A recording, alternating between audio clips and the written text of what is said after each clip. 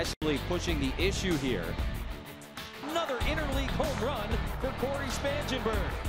Barehanded, he got him. Nicely done. Stole a base for Manuel Margot. 2 home runs for the Padres tonight. It is high, it is deep, it is very gone. It's a walk-off, 2-run home run. Fun times for the Padres, and certainly they hope to keep it rolling here tonight in Denver. Time now for the weather report, brought to you by your always sunny San Diego Honda dealers.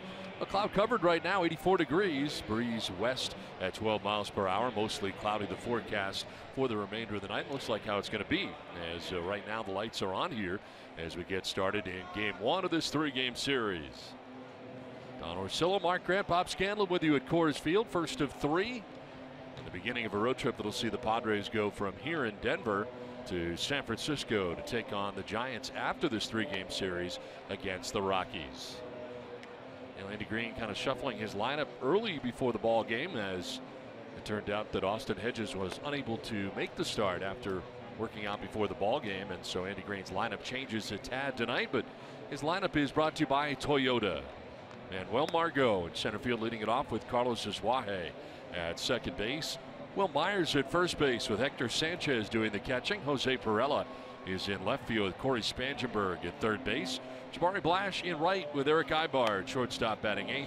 And Luis Perdomo out of the 9th spot bats 9th. German Marquez on the mound tonight for the Colorado Rockies. The 22-year-old making his 15th start. He's got a live arm in the crop of young arms in the rotation that Buddy Black and the Rockies really like. He is 1/5 of that. Throws the fastball, curveball, slider change, pretty much 2-pitch pitcher though. 94 to 97. So they like this kid. Hopefully they can get to him early. Margot in on the right side. First pitch of the ball game is going to miss for ball 1, and we're underway. Well, Margot, Azuaje, Myers here in the first. And Wells been leading off with success, and he'll carve it foul off to the right out of play. It's like the spot that he's the most comfortable in is this leadoff spot for Manuel. I like the way he looks at the plate. I like the way he puts together at-bats, and it is going to be continually learning for Manuel Margot. The pitcher's going to learn him. He's going to have to learn them. But one thing I do like, and we've said this many times, he uses foul pole to foul pole. And a hitter's count now here 2-1. You know, there's a chance where he could pull a baseball. We've seen Marquez anywhere from 94 to 98 in his first at bat. Throws hard, good live arm. Keep an eye on how straight it is as well, because these big league hitters, doesn't matter if it's 93, 98, if it's straight, they can turn it around quickly. There's a 4-seamer at 95. Last time out, a winner over the Chicago White Sox. Rockies gave him plenty of run support. They won 12-4 against the White Sox July 7th here at Coors Field. Swing and a miss, comes back with the gas and strikes out Margot. Fell behind him 3-1, but ends up striking him out. Well, defensively behind Marquez. Left to right in the outfield, Ian Desmond fresh off the DL, back with the Rockies. Charlie Blackmon, the all-star in center. Gerardo Parra in right. Nolan Arenado, speaking of all-stars, at third base with Trevor Story at short. DJ LeMahieu at second base. Mark Reynolds at first. And Tony Walters, the San Diego native, does the catching. And a liner here into right field for a base hit for Carlos Azuaje. Cutting it off is Parra. And Azuaje aboard with a base hit with 1 down here in the first inning. Wasn't waiting around, went up there aggressively hacking. Jumping all over the heater. Oh, nice short, quick stroke as well. Pulling that baseball. When you're looking for it, you get it. That's what you do. Don't feel for it. Don't kind of punch it to the left side. That first hack, hey, if it's there, come out of your shoes a little bit. So 1 out, 1 on. Will Myers, who loves hitting here at Coors Field, standing in for the first time tonight.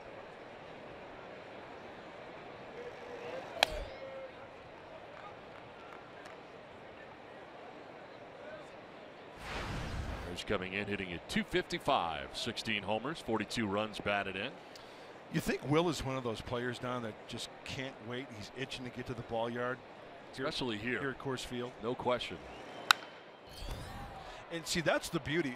Even that swing there, it's a foul ball down the right field line. He could tater it out to right center. And we take a look at the highest career slugging percentage, and look who's right in the middle. Some pretty big names on that list. And Corey Dickerson made himself an all-star this year, representing the Tampa Bay Rays. And you took him tonight. Pick the stick. I did indeed. Nice leadoff spot by their partner. Pretty easy decision. Yeah. Going out on a limb, aren't you? Yesterday had a good day at the plate too. 2 for 4.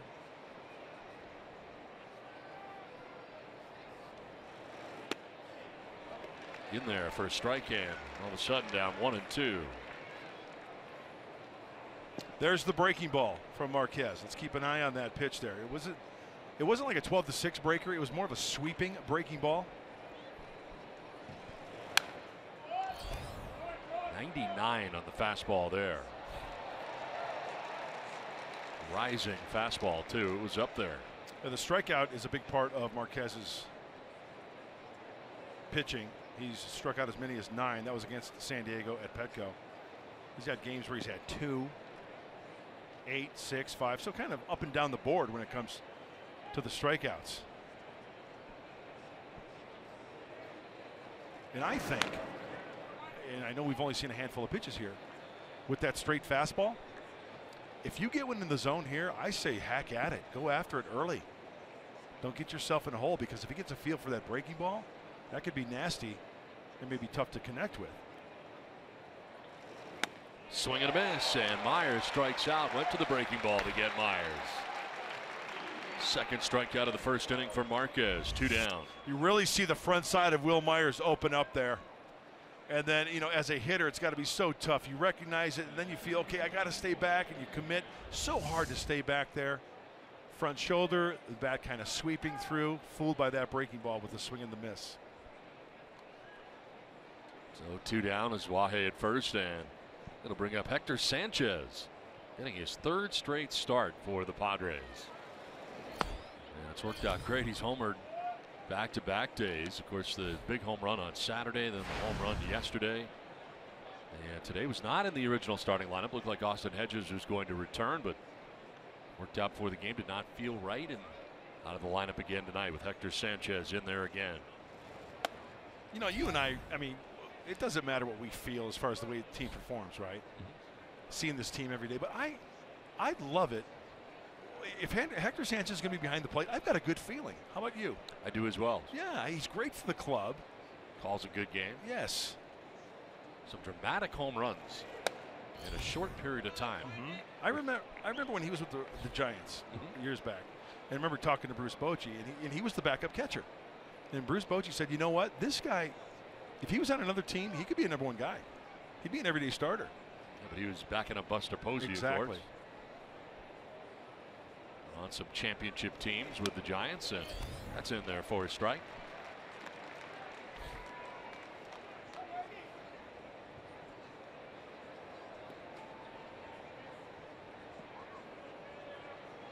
Shift on him here on the right side. And a fly ball headed out towards center field, where Charlie Blackmon is waiting. Plenty of room out there. Makes the catch. It ends the inning. Padres leave a runner. Rockies are coming up.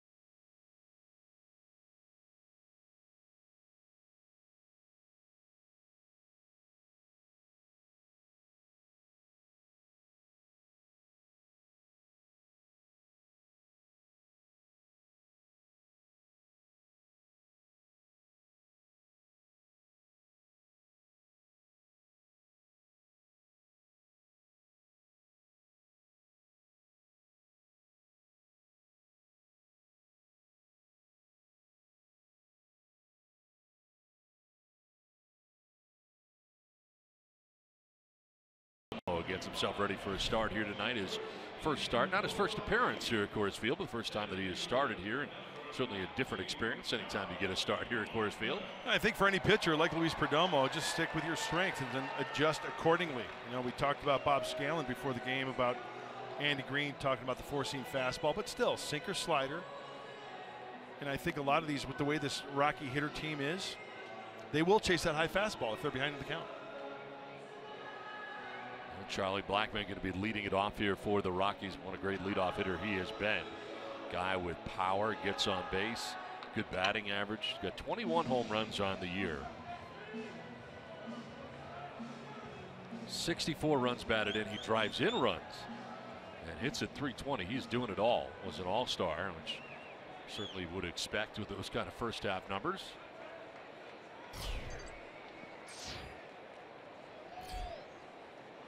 First pitch from Perdomo is a strike over the outside corner. Blackmon didn't think so. Looks back at Jerry Meals, home plate umpire.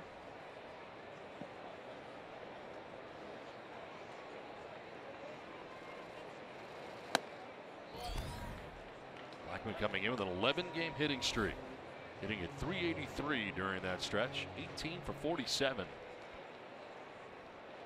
Just continues to impress with what he's doing at the top of the Rockies order. Slaps it foul off to the left out of play. I remember mentioned it earlier about the ground ball rate for Luis Perdomo, 67%. That's first in Major League Baseball. So that tells me, and these Rocky hitters know, that he likes to work down the zone, stick to his strength. Will they be fishing for pitches off the plate if he's ahead of the count? Like here, 1-2, right? You throw a sinker down and away. I think it's a good spot here for a high fastball. Driven in the air to deep right field. 1-0 Rockies, and what a shot that was to right field for Charlie Blackmon. Well, this one really hurts. Why? Total miss on location. Hector Sanchez wants the fastball up and in. That one right into the wheelhouse of Charlie Blackmon. And Don, as you mentioned, that's off the top facade here at Coors Field. I mean, there are bolts, and then there are bolts, and that was a big-time bolt. So 1-0 Rockies on one swing of the bat.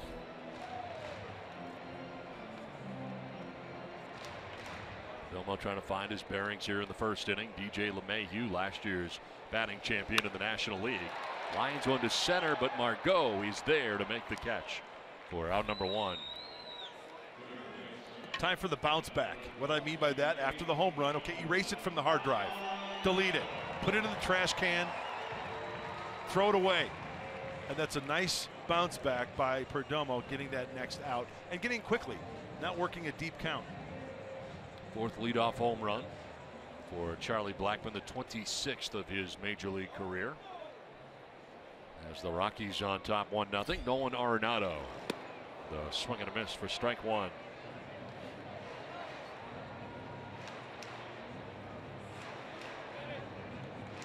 .305 for Arenado coming into the game. 18 homers, 73 runs batted in.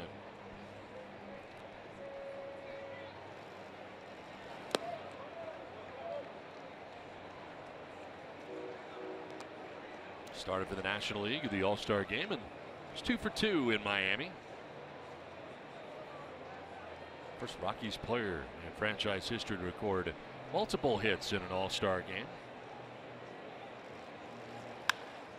Fly ball into short right. Zwahe going out, Blash coming in, and the right fielder Jabari Blash makes the catch for out number two. That ball seemed like it was up there for a week. Long time. Didn't it? And a long run for the triangle. Myers, Zwahe, Blash. And that's Jabari's ball all the way. He's coming in on the baseball rather than Myers and Zwahe backpedaling. That ball, you make a good point, the ball will hang up there a long time, so it gives the outfielders, sure they have to go a little bit more distance, but time to get underneath that baseball to make the catch. Two down, a run in, and here's Gerardo Parra batting the cleanup spot now for the Rockies. I think this is a guy that the Rockies really missed. He had that quad strain, and he was hot before that, and he has picked up right where he left off. Big presence in the clubhouse for Bud Black, too. He was out for a month. Well, they get Parra back. They get Desmond back. That makes a difference. Yes, it does. They're hoping it makes a difference quickly here because the Rockies have faded. 11.5 games back of the streaking Dodgers, who've won 9 straight games. There's a liner that is caught in the air by Ibar. He wasn't sure, so he fired to first. And that is out number 3 of the inning, but a home run by Charlie Blackmon. A 1-0 Rockies lead.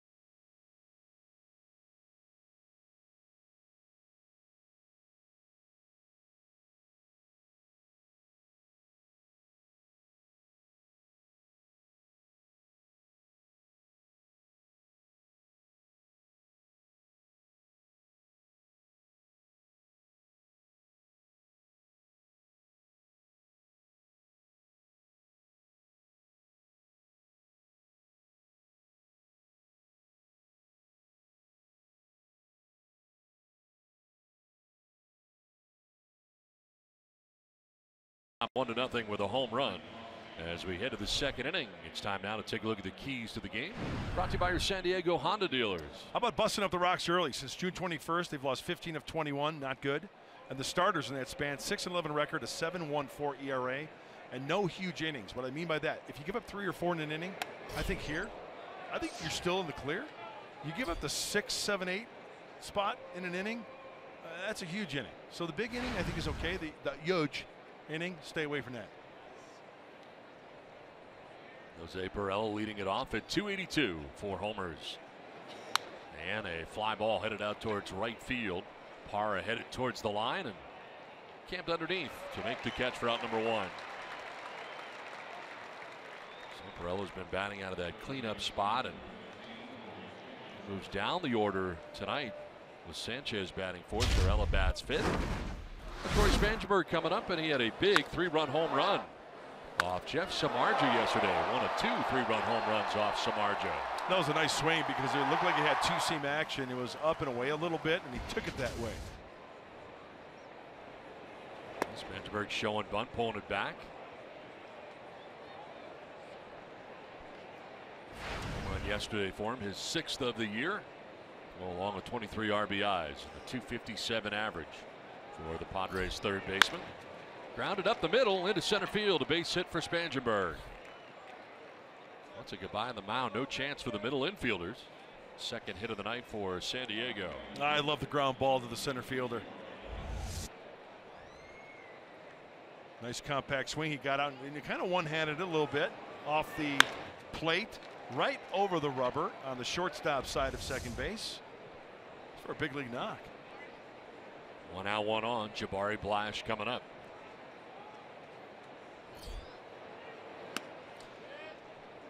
You think the combination of the straight fastball from Marquez and the pop of Jabari Blash could. In the thin air. In the thin air. You see where I'm going? Yeah. I saw one of the longest home runs I've ever seen hit by Jabari Blash in Mexico City. Mexico City, I think, is 2,000 feet. I think it's higher. 35,000 feet, Mexico City. But it was really long, is my point. I know. So I think we could see another one here for Jabari maybe in the series. Yes. So some swings and misses there. Sure. Right? I mean, we've seen that too, but still, if he connects. How about that ball he hit yesterday? That to right field, that line drive. Yeah. That ball was smoked. This one fouled back to our right. We always talk about first pitch strikes, and Marquez struggling in that category. 1 for 7. He's still, you look at the score, up 1-0 because of the Charlie Blackmon home run. But falling behind these Padre hitters. In the air to center field. Charlie Blackmon going back, still going, looking up, and that ball is gone. Just to the right of the woods. A 2-run home run for Jabari Blash. And with one swing of the bat, the Padres take a 2-1 lead. Now there it is, a home run, his third in the big leagues this year for Jabari Blash. And the Padres take the lead here in the second inning. Yo, bartender, Jabari needs a refill. There's that fastball we're talking about. There's the strength of Blash, 93 down and in. Just to the right of the woods. Playing pepper with the shrubbery.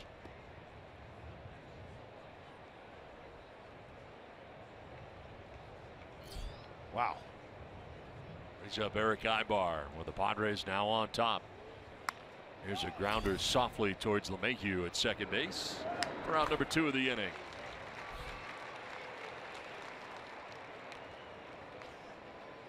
So there you go, Jabari Blash. He's had a nice swing since returning from El Paso. We've seen some long home runs, and he's feeling pretty good about himself at the plate right now. 477 feet, the tail of the tape. Pretty good blast out there to right center. Now Luis Perdomo, Padres pitcher, will take ball 1.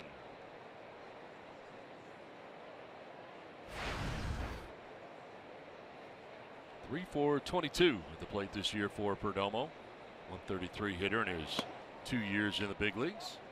Jabari Blash should be a drink. Yo, bartender, I'll have a Jabari Blash. It's a nice, refreshing summer drink. It's got a good ring to it, doesn't it? It does. Tonight's special.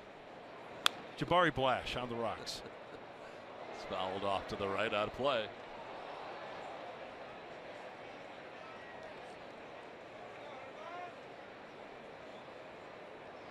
Wetting the whistle after going yard.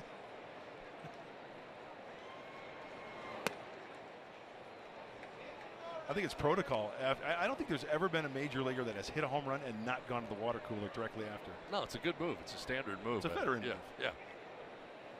And you should hydrate here, especially. Yes. That's ball 4, and Perdomo walks here. That's the last thing Marquez wanted to do. So the first base on balls that he surrenders goes to the Padres pitcher to continue this inning with 2 down, and top of the order, Manuel Margot coming up. Concerned Bud Black looking on.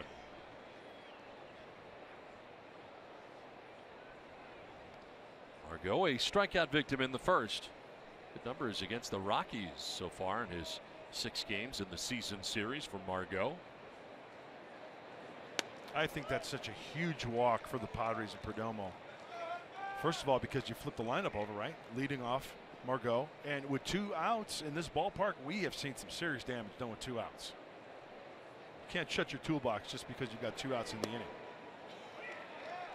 2 quick strikes here, though, to Margot. 0-2. There's Marquez trying to battle back here. Mentioned Margot struck out in the first. 2 Ks so far for Marquez. 1 for Margot, 1 for Myers. Swing and a miss, and Margot strikes out to end the inning.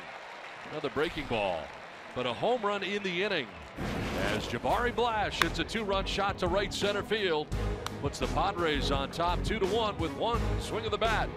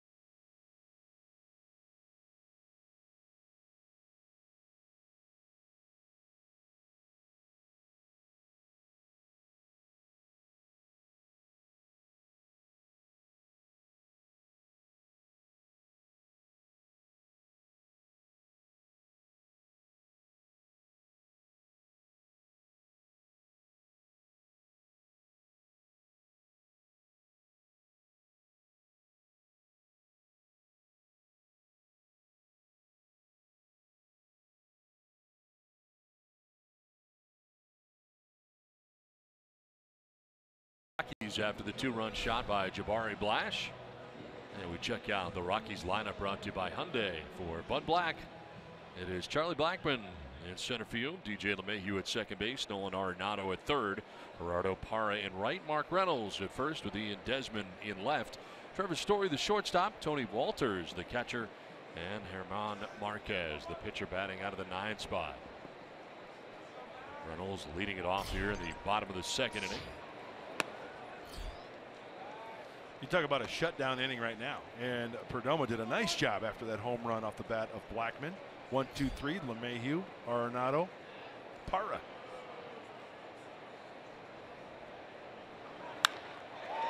To the gap in right center field. That's going to get down. All the way back to get it is Margot at the track of the wall. And Reynolds to second base with a leadoff double to begin things here in the 2nd inning.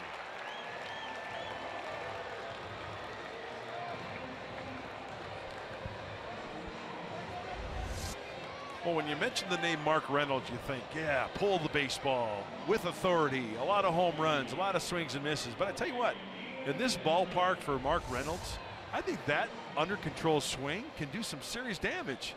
That was a nice short stroke, going the opposite way for his 13th double. Because of all that real estate out there in the outfield, you can afford to do that. Home runs have been there for him per usual, 19 on the year. He's at second as Ian Desmond. He'll take a hack and foul it back.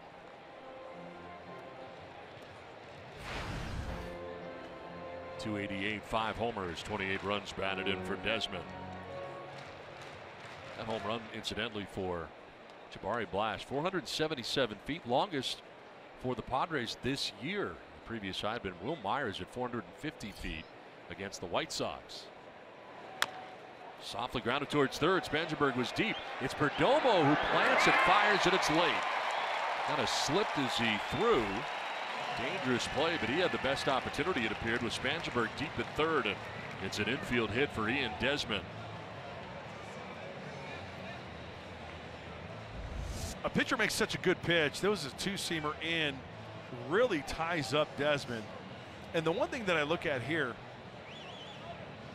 is you look at Perdomo, I mean, like a cat. You know, I think maybe Spangenberg may have had a play on that. I'm just glad that Luis isn't hurt, didn't get hurt on that. Because that's a situation where a pitcher can do that and maybe twist something or pull something.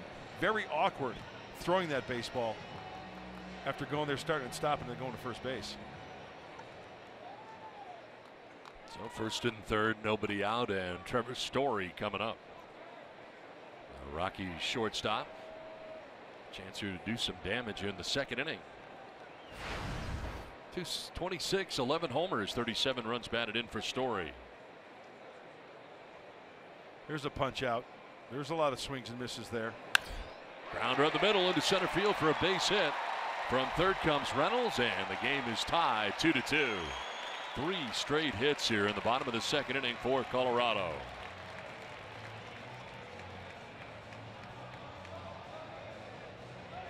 Well, hunker down, folks. Might be one of those games back and forth. At first pitch right down the middle at 94. And to avoid the strikeout, why not for Trevor Story? Going to get that fastball, as I mentioned with Marquez. Padre hitters attack early, and he did just that. So 2 on, nobody out, run in, and Tony Walters coming up here now for Colorado.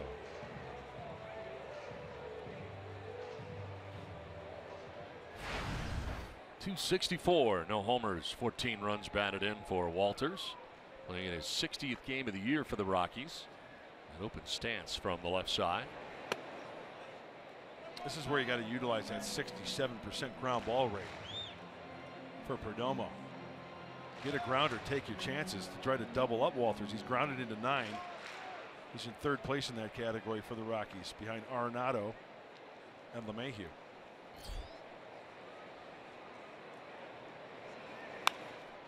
In the air, down the left field line, Perella moves back a few steps, makes the catch for the first out of the inning.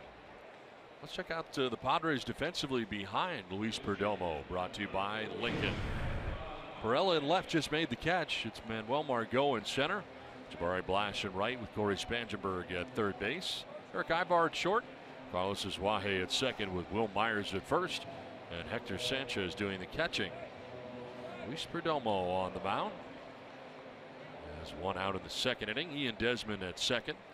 Trevor Story at first. And German Marquez, the pitcher, coming up and already squaring at the plate.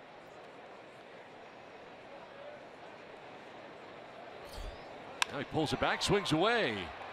Running to second base is Ibar to throw to first for a double play. Nicely done. The Rockies do get a run in the inning and tie this game 2-2 after 2 from Denver.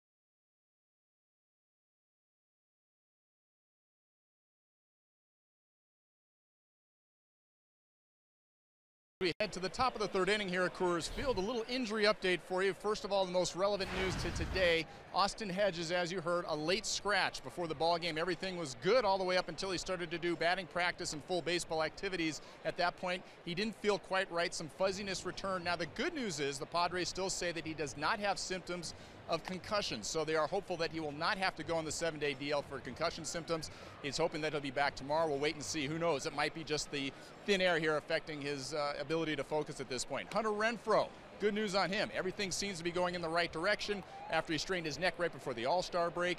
He's going through baseball activities right now, and the Padres are hopeful that when he becomes eligible at the end of this road trip off the 10-day DL that he'll be able to be activated. And more good news, Yangervis Solarte swinging the bat from both sides now. He's going through full baseball activities as well. Again, after the road trip, maybe he's ready for a rehab assignment and will be joining the team shortly thereafter. So a little bit frustrating with Austin Hedges, but otherwise some good news, guys.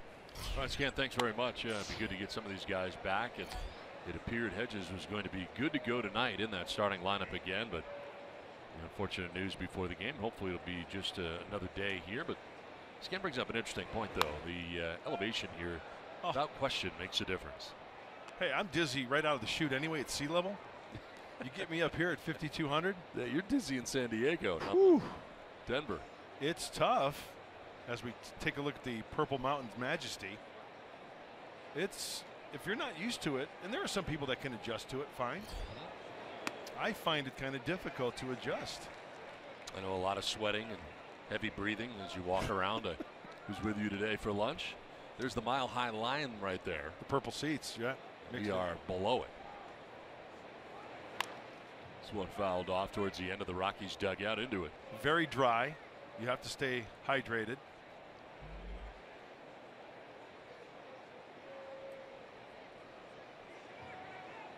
How about you? You have trouble sleeping at night? No, I feel great. Carlos Suaje leading it off here, taking a pitch in the dirt, 2-2. Took a nice run today. Oh, you did? Yeah. Feel good. Not a problem.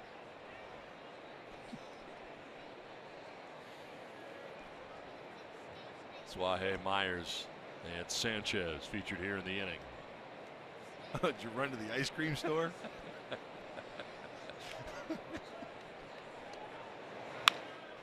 That is a fair ball inside the bag at third down the left field line. Ian Desmond going to play it. Zwahe headed for second base, and he will get to second with a double. Zwahe 2 for 2 in the ball game tonight. First at bat, pulling it to right field early on the fastball. This one just swatting that Shillelagh the other way in between Arenado and the pillow. Oh, that's got double written all over it.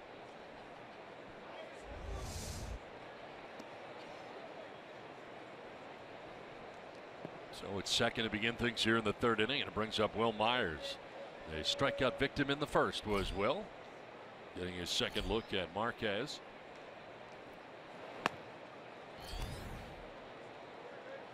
Two hits yesterday for Myers. Loves facing the Rockies. 42 total games against Colorado. .335 average with 10 home runs and 35 runs batted in.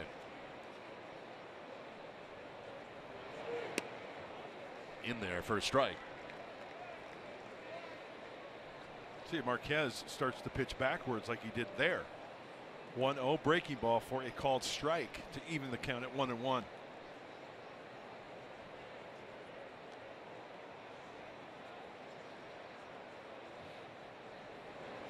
Swing and a miss. Myers fooled there. He was expecting the fastball, didn't get it.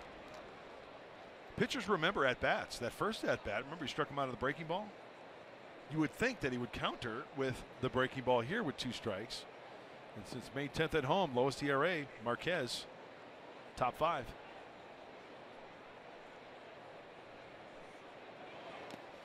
Swing and a miss for Myers on a pitch in the dirt. And taking third base is Zwahe. Throwing down to first base to throw out Myers to complete that strikeout. As Zwahe takes third base, 1 down in the inning. Myers striking out for the second time tonight. Heads up play by Carlos. Look at secondary lead, shuffle, shuffle. He sees daylight. He doesn't even stop and think about it. He's off and running. That's heads up. Catcher's got to get to that baseball. Chance of him throwing him out at third, very, very low chance of doing that. That's heads up. So 1 down is Zwahe at third, and it brings up Hector Sanchez. Chance here to put the Padres on top again.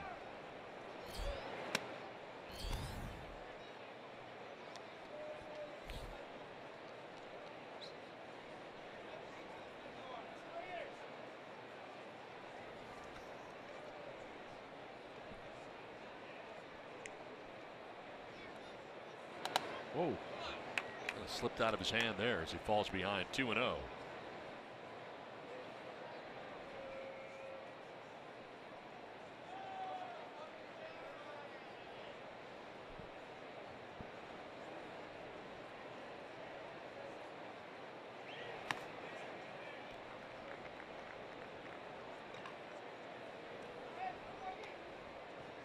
One out. Zwahe at third base. Hector Sanchez.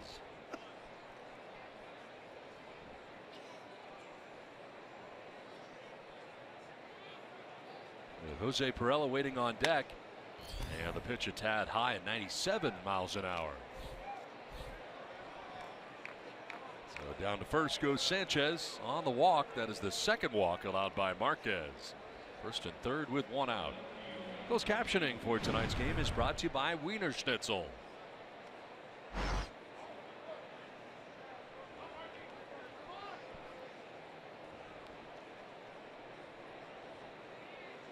Jose Perella flying out to right field.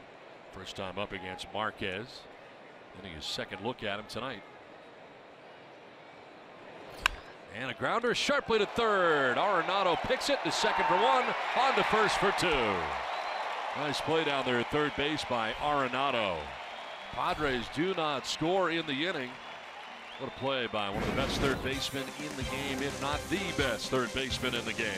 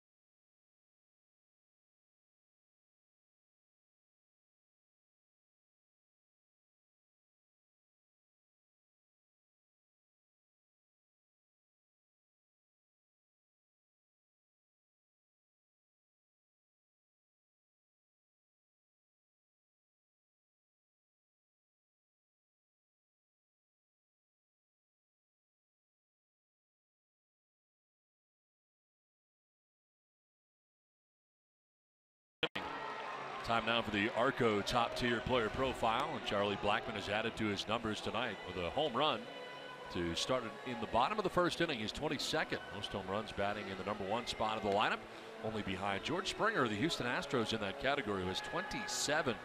Blackmon with 22, and Dozier and Gardner and Betts with 15 each. But he's got average to go along with that power, so that's home run number 22, RBI number 65. But he's also hitting at 320 coming into tonight's action. This guy does it all. Yeah, the whole package, and what a great way to get on the board. They put pressure on the defense, the other team, with a guy like Charlie Blackmon. I mean, almost, I'm going back in time a lot, but talk about one of the greatest, if not the greatest leadoff hitter of all time, Ricky Henderson, right? The home run was a big key in his game with the speed. And Blackmon drives in runs too, which is hard to figure out. You think about it. I mean, the guy's got 64 RBIs, now 65.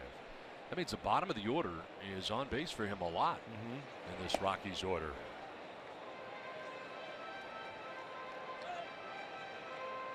Blackmon, LeMahieu, and Arenado scheduled to bat here in the bottom of the third inning for the Rockies in a 2-2 ball game. Domo trying to settle in here. Gave up a run in the first on the home run. Gave up a run in the second. How about Ricky Henderson? Speaking of Ricky. Speaking of Ricky? Yeah. Leading off a game, hitting a home run 81 times. That's amazing. That is amazing. That's the lead off a game. It's a good start. Yeah. Got the chance to be around him for a year, one season at the end of his career. That's a special guy right there. Yes, it is. Great teammate, they say.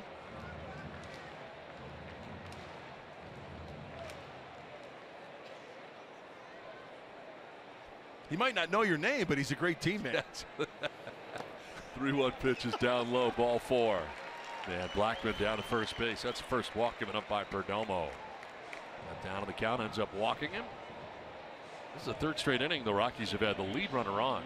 And there you go. Once again, another feather in the cap for Charlie Blackmon. The power, the average, taking a walk, knowing the strike zone, and passing it on to DJ LeMahieu. Well, LeMahieu, last year's batting champion, and when we last saw him, he's kind of struggling at the plate, but he's back now. Since June the 15th, this kind of production has got him back to the 315 mark overall, hitting at 435 since that point. Yeah, DJ has been dealing with a groin issue, trying to protect that. Still in the lineup, obviously, but that's one of the reasons why he did not play in the All-Star game, because of that groin. So chances are you have him hit one on the ground. Good double play candidate.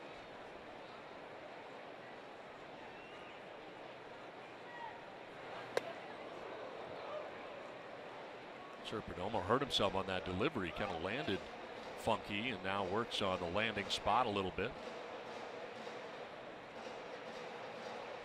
Right at the end, kind of a little bit of a hop there. Favoring his foot, it appeared.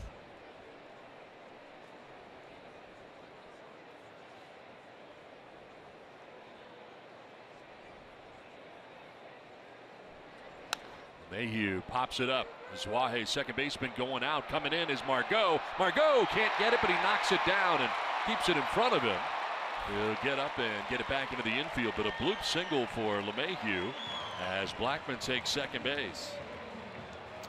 Ladies and gentlemen, boys and girls, you just witnessed a Coors Field special.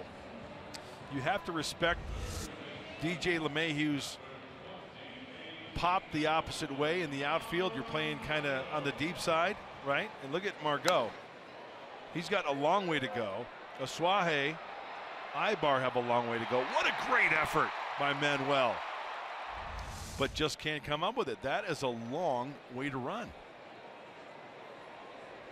So 2 on, nobody out here in the third inning. These have been stress innings, each and every one of them so far for Perdomo out of the gate. He's had to work with men on the entire game so far. Nolan Arenado fly to right his first time up. 6-game hitting streak coming in.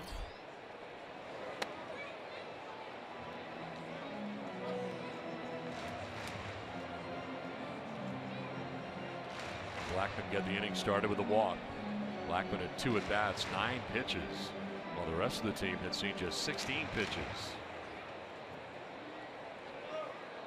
This year with runners in scoring position, Arenado hitting at .386 with 7 homers and 56 runs batted in.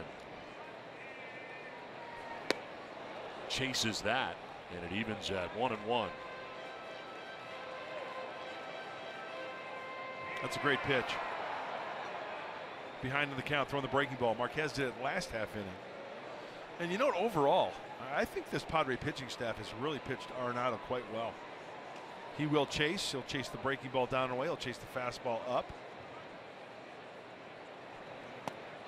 Chases that, finds himself down 1-2. That slider almost looked like it backed up on him a little bit. Slider at 85.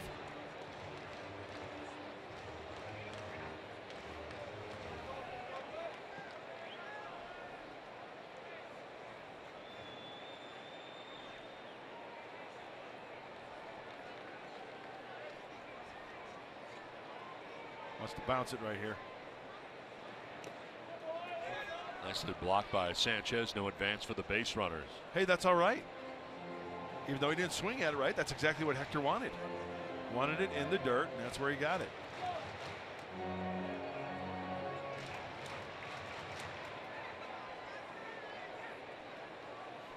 First and second, nobody out. Big spot right here. The count of 2-2 to Arenado.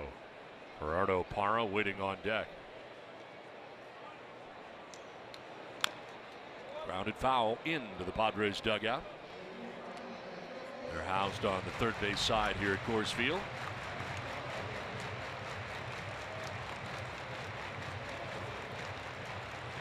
Pretty big crowd on hand here tonight at Coors Field. Yeah, there's a buzz in the air. Rock pile is filled up out there. Up on top of the standing area on the top deck. That's a huge area that they added a couple of years ago, and it was a great spot up there. There's a rock pile filled up tonight. And way up top up there. Yeah, right field on top. Big standing area here now, which is great. 2-2. Grounded softly towards short. Ibar charging in, and he can't get it. It's under his glove. Zwahe will back him up, fortunately. But instead of an out at first base, ends up with nothing. Ball kind of died. Didn't come up the way he thought it was going to. And ends up under his glove, and the bases end up loaded with nobody out. Eric Ibar, you know, he's been around the block a long time. As look, he's set up, he is charging. A very makeable play. Looks like he just came up on that ball. Ball stayed down on him a little bit. Does it hit the lip? Hits right before the lip. And it looks like after the second look, ball kind of stayed down on him a little bit, anticipating. They charge him with an error. E6 on the play. Loads the bases for Gerardo Parra. Parra grounded out to the shortstop first time up.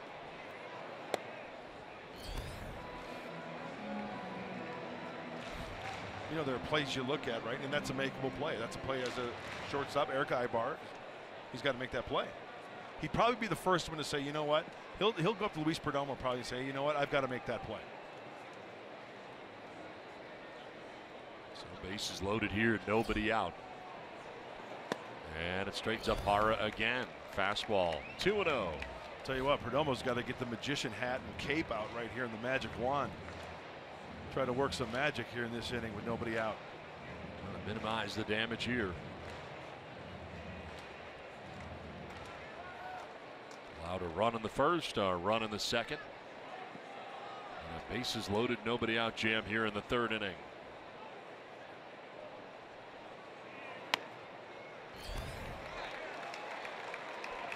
Behind 3-0.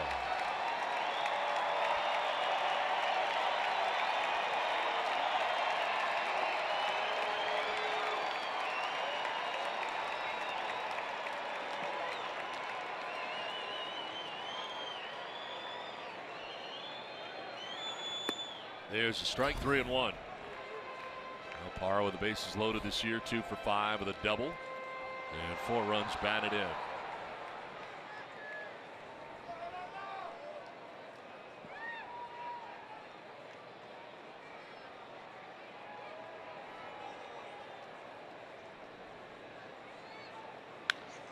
In the air to shallow left. Perella coming in. He will get himself set as he makes the catch. Blackman is not going to go, and the throw is cut off. So that's a big out right there as Parra retired. Nicely done for the first out, and now Perdomo can try to get a double play here from Mark Reynolds. And the 20th pitch coming up in this inning for Luis. 1/3 of the way there, big boy. And you know, I really had to do a triple check and quadruple check on these numbers. The Rockies this year with the bases loaded, with fewer than 2 outs, 353. With 2 outs, 364. Got his work cut out for him. One down here, Mark Reynolds. His career a .250 hitter in this spot. Has 4 grand slams on his resume.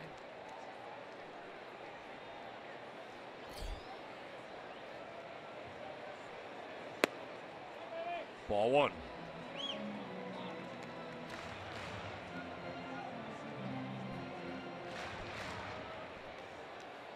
Inning started with Blackman walking. Mayhew a single. Arenado reached on the error by the shortstop Ibar. Yes, he did. Called by the home plate umpire Jerry Meals and our own Mark Graham. Ball and a strike.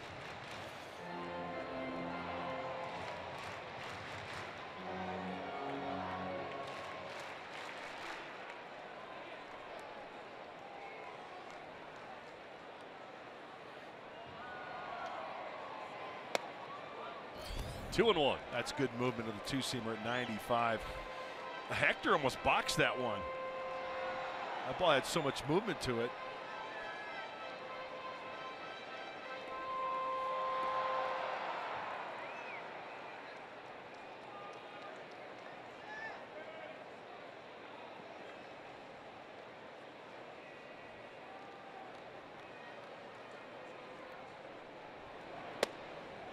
Inside for ball 3. Tough spot against a good hitter here, and a hitter's count. Got Ian Desmond waiting on deck. Rockies lineup has gotten healthy. It's much longer now than it was.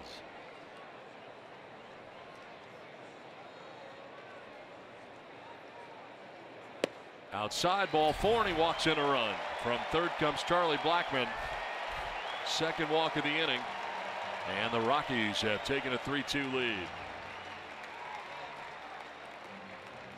Darren Balsley, the pitching coach for the Padres, headed out there.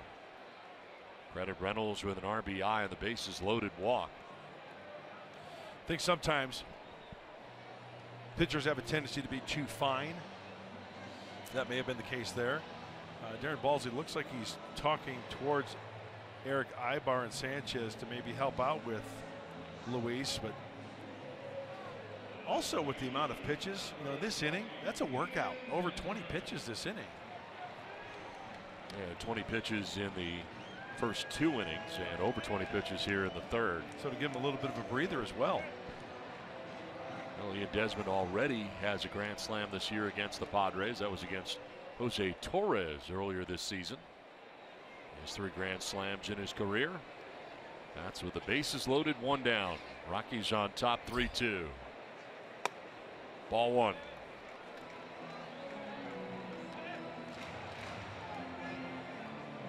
Five straight balls from Luis. The numbers against the Padres overall this year, 357 in 7 games in the season series. He's been healthy. 2-0, and that's 6 straight balls right now for Perdomo. He's having a tough time finding the strike zone. You know, as a pitcher, mentally, you got to think to yourself, okay, 1 pitch gets me out of this mess. 2-0, everything's looking in the favor offensively for Colorado with the bases loaded, but hey, let's think 67% right here. Ground ball rate. On the corner. Thank you. Looked like it might have been off the plate a little bit, huh? He'll take it. Absolutely. Craig Stammen warming up in the pen. First action we've seen out there in the pen.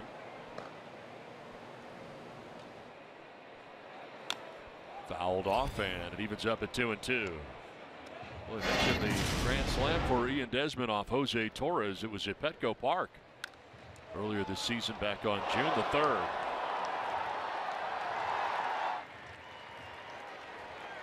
So one of the 3 grand slams that he's had in his career. That's with 1 out, bases loaded here in the 3rd inning.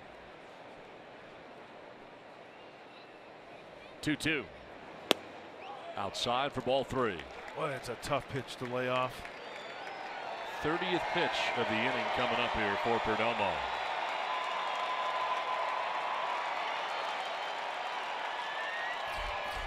Trevor Story on deck for the Rockies.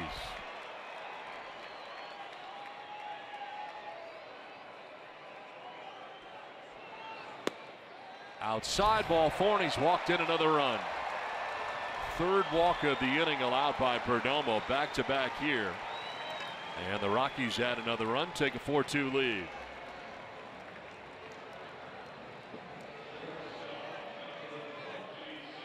And that'll bring up Trevor Story.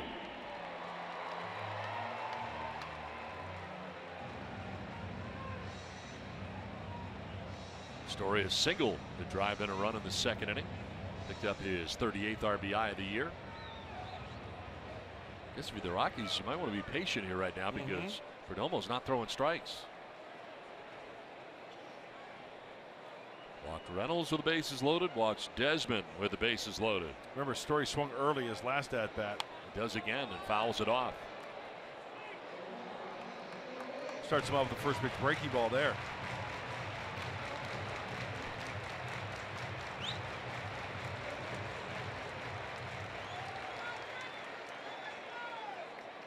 Wait for him to go the other way. Manuel Margot, the center fielder, over towards right center.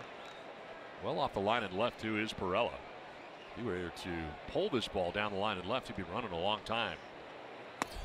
Takes the strike and is down 0-2.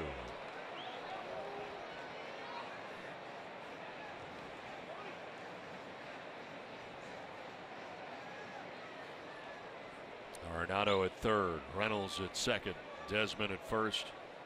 With 1 out here in the 3rd inning already. 2 runs in here for the Rockies.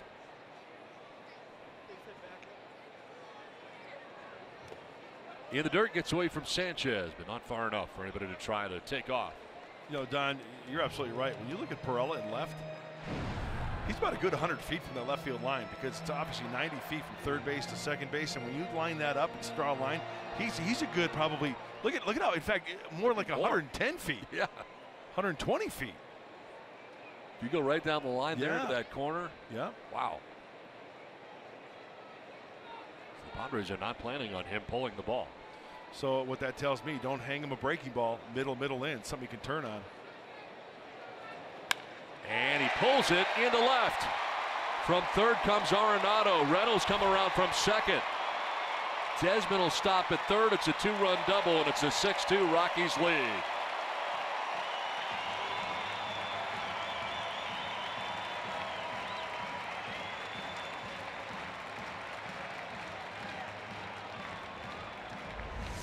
Well, it was a breaking ball. Speeds up his bat. It wasn't up over the plate, just below the knees probably. But the thing is, breaking ball speeds up his bat, beats the defense that we're just talking about.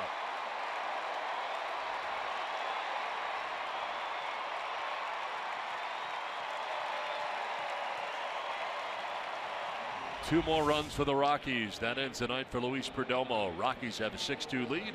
Pitching change from Denver, Colorado.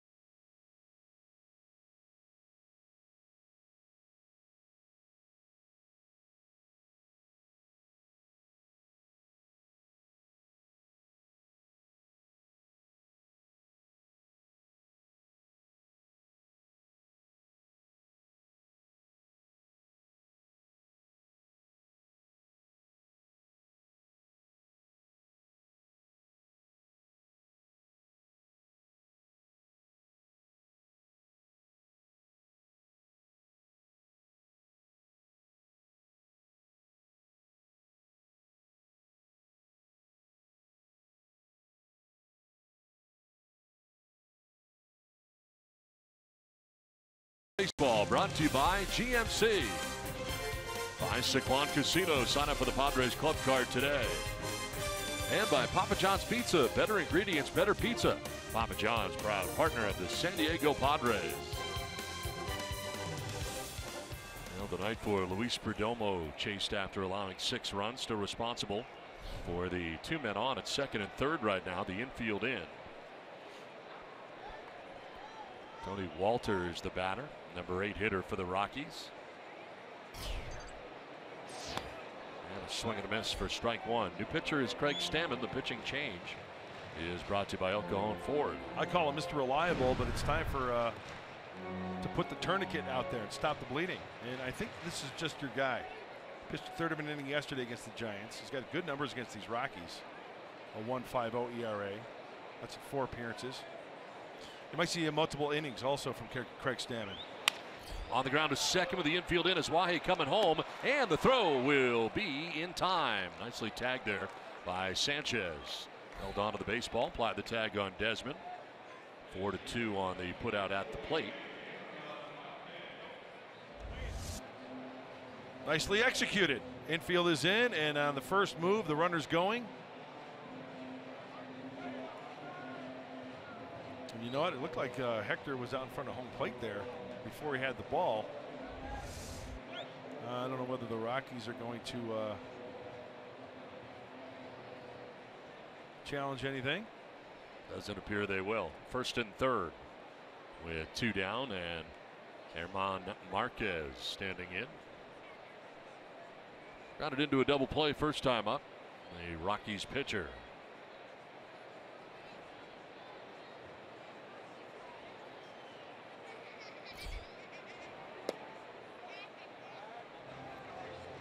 You know, your scorecard, if you're scoring here, Coors Field, or even at home, you get very messy early. I like when it gets messy on the Padres side, but I don't like when it gets messy on the Rocky side. I don't like that. Pretty messy here in the third inning right now. Here's a grounder back up the middle, and as Wahe dives, he'll throw late, and scoring from third is Trevor Story.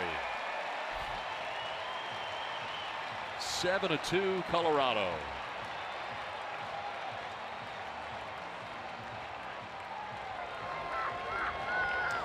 Bloop singles, infield hits, and this ball was just out of the reach. Right out close for Craig. Right out of the reach of the pitcher, Craig Stammen, and a great effort by Carlos at second base. It's worth another look. On the short hop and quickly up to his feet. And a nice job by Will Myers to see him there abandoning the bag there and getting in front of that baseball on that short hop.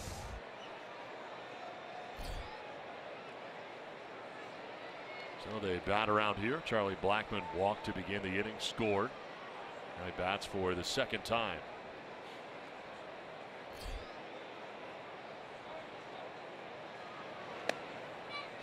Just off the outside edge.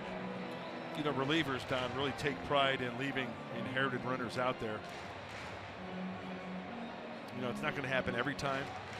He made a good pitch, got a ground ball just out of his reach, and that's going to happen, especially in this ballpark.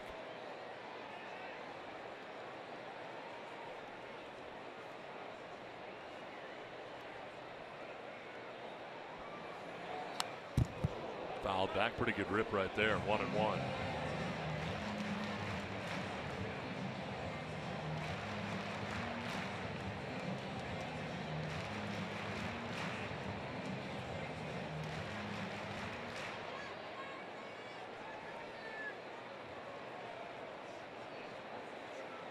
Walters at second base, Marquez at first. It's been a 5-run third inning so far for Colorado. This game was tied 2-2 when the inning began. On the corner that time. Stammen coming in here for Perdomo. Perdomo still responsible for Walters, who's at second base. So far charged with 7 runs.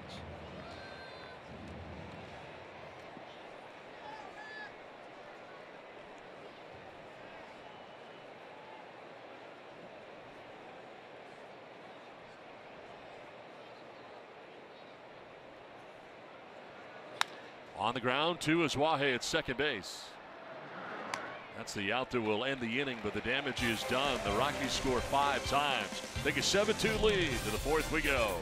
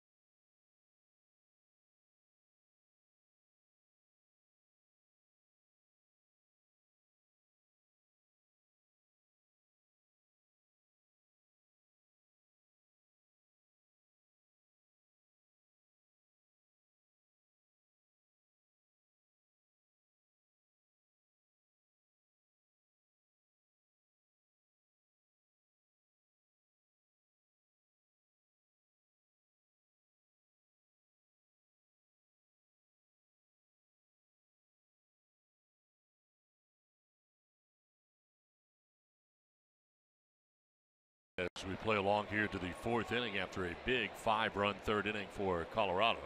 Rockies now enjoy a 7-2 lead, as does German Marcus, as Perdomo left this game after 2 1/3. Gives up the 5 runs in the inning. 3 of them were earned. There's a bunt bid by Spangenberg that is fouled off. Washington Nationals, huh? Well, you look at their bullpen, and as the boys back home were mentioning, those acquisitions going into today's action, they're 15th in the National League with a 5.31 ERA. But yet 9.5 games ahead in the NL East.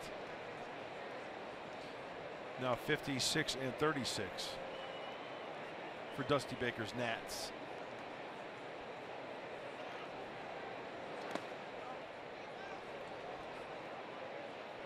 Better with the addition of Sean Doolittle. Ryan Madsen going to the pen. That helps. Sure. Doolittle, very good closer. One time for the Oakland A's. Throws hard. And that's one area we saw with the Nationals they really need. Back end of the pen help. They got it. In there for strike 3. Spangenberg's the first out of the 4th inning. Got him with the breaking ball. Corey kind of gave up on this one as it's a curve ball and right down the middle. Maybe looking for the heater there in that situation. Or the break fooled him.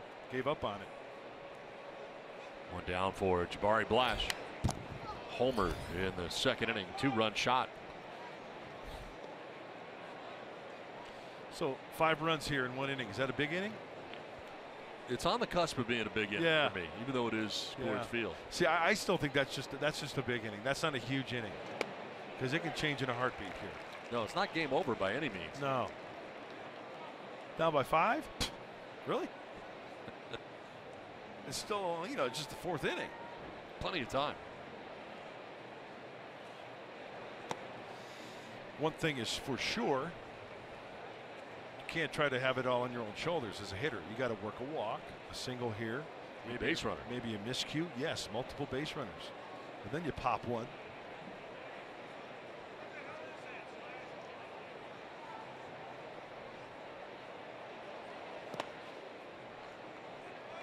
Evens up at 2-2 here to Blash. Home run he hit to right center field.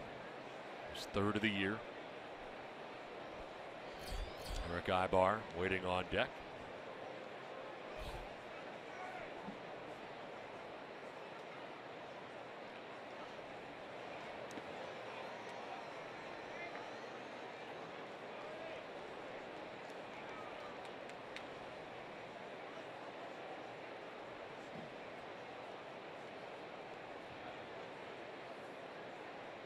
Full count to Jabari Blash. Base is empty here in front of him as he drives one to center field, sending Charlie Blackmon back towards the track, but he'll make the catch shy of it and run under it. So it's out number 2 of the 4th inning. Did he get it on him a little bit, or was he a little bit too quick to that off the end of the bat? Because it really doesn't have that clean, crisp sound to it off the sweet spot, does it? I think he had a pretty good jump. 97. You talking about Charlie Blackmon, or are you talking about Jabari Blash? Talking about Jabari. Oh, whether I'm talking about Charlie Black. Yeah, that's okay. Yeah. That's the altitude. Yeah. Whether it got in him a little bit or off the end of the bat, or a little bit too quick. You okay. know, because it didn't have that sound. No, you're right. Yeah. Put a good swing on it. 2 down here in the 4th inning. Ibar's second look at Marquez tonight, grounded out to the second baseman, DJ LeMahieu, in the 2nd inning.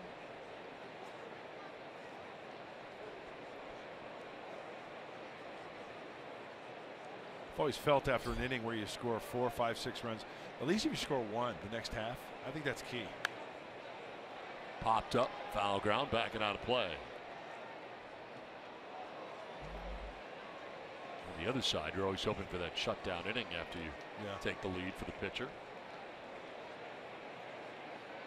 Padres playing good baseball. Won 3 straight series.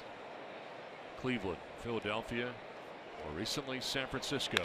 There's a grounder right side, LeMahieu. 1, 2, 3, 4th inning for Marquez, a 7-2 Rockies lead.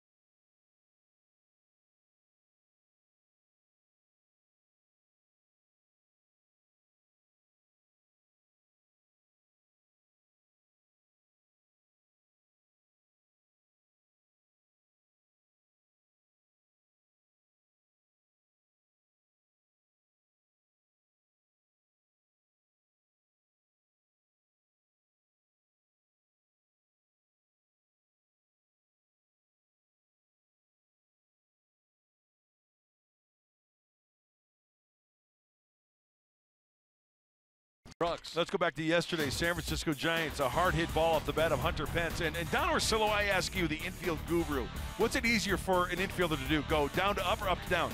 I think down to up. Absolutely. And we see it right there by Carlos Asuaje. Hunter Pence, he's really ticked off. Why? Because Carlos Asuaje takes away a base hit. Going to his right, and as you mentioned, it's easier for an infielder to go from down to up. Don't start up and go down. It's not good. No, they teach you that. Yeah, they teach you. That's the instruction, is you start up, start down, I should say, and then work up. Yes. keep the glove down. It's easier for you to come up than it is to go down on a ball. The ground up. Yep. DJ LeMahieu leading it off.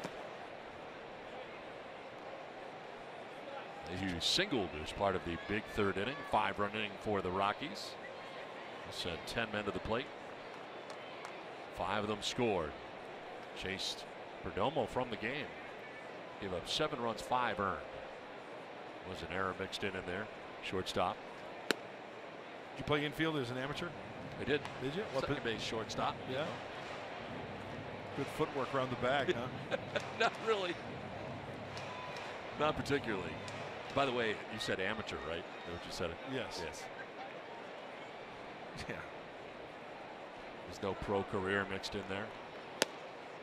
It ended in high school, really. Once I realized it wasn't happening.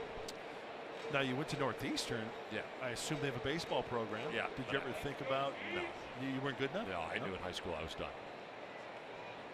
Carlos Pena came out of Northeastern. That's right. Their first strike, Adam Ottavino, who pitches for these Rockies, came out of Northeastern. Any other notables? That's pretty much it. Hey, that's still good though. Yeah, 2 guys in Major League Baseball. Some football players came out of there. What are they known for? What's Northeastern, like lacrosse or something? College hockey. Oh, yeah. Beanpot's big back there, the college hockey tournament. It's Harvard, Boston University, Boston College, and Northeastern. All in Boston, right? Yeah. That's a pretty good list of All institutions. within a couple miles of each other. Yeah. So college hockey's a big thing, really. Payoff pitch coming up here to LeMahieu. And that's ball 4. Stammen with a leadoff walk to LeMahieu.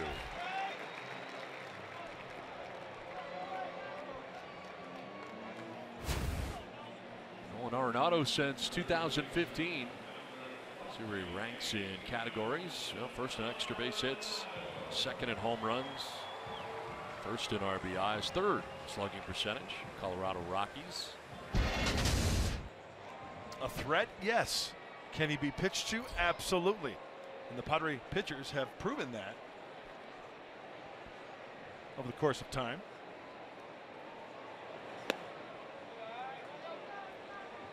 And like any pitcher or pitching coach going over scouting report, you have to execute that plan.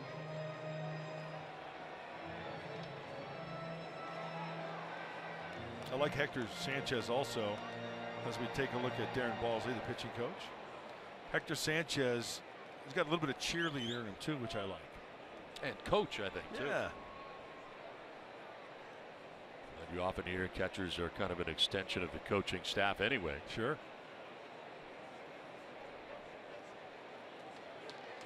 Lead off first base for LeMahieu, held on over there by Myers.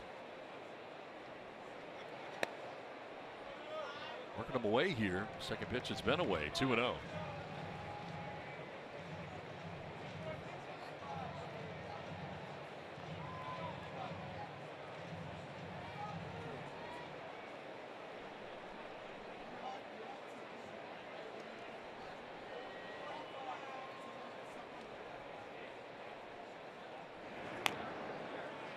Throw to first, and back is LeMahieu.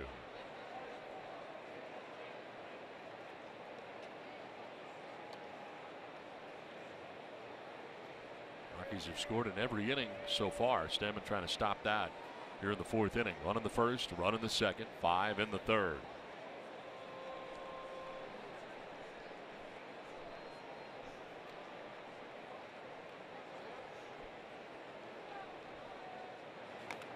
Check swing foul. It gets a piece of Hector Sanchez, maybe that bare hand. So many times you see with catchers.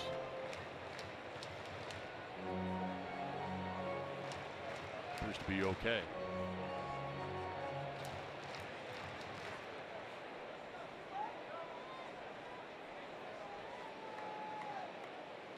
Fastball away. Get it out there.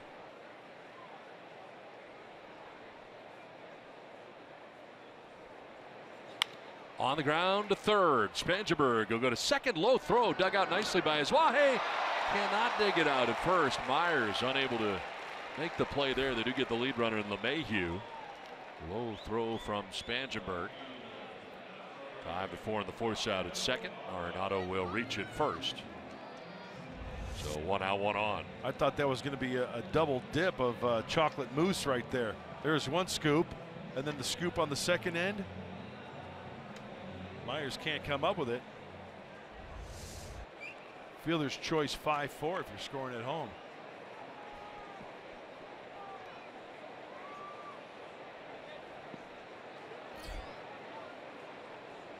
One out, 1 on. And Gerardo Parra getting his first look at Stammen. He was 0 for 2 against Perdomo. And a grounder through the right side into right field, a base hit. Arenado to second base on the single. And they're 2 on with 1 away here in the 4th inning. First hit of the inning for Colorado. Attacking early. Fastball. Why not?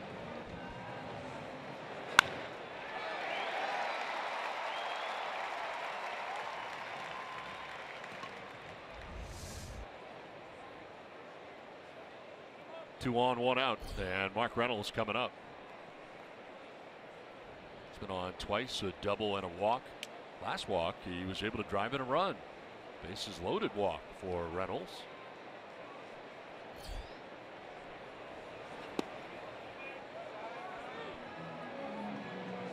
Greg Stammen first out of the pen as Perdomo chased from this game after 2 1/3 innings tonight.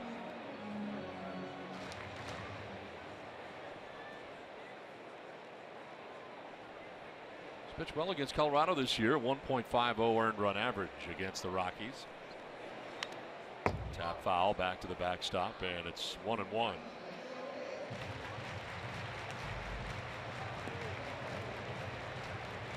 Did you play hockey as a kid? Yeah. Really? I bet you were the goalie, right? No. Because you're so. No, left wing, right hand shot. Really? Yeah. I would think they'd put you between the pipes. Just because I'm fat. I know what you're thinking. I wasn't always fat. On the ground to third base, Spangenberg will get another chance. The second for 1. Swahi gets out of the way and fires to first base for 2.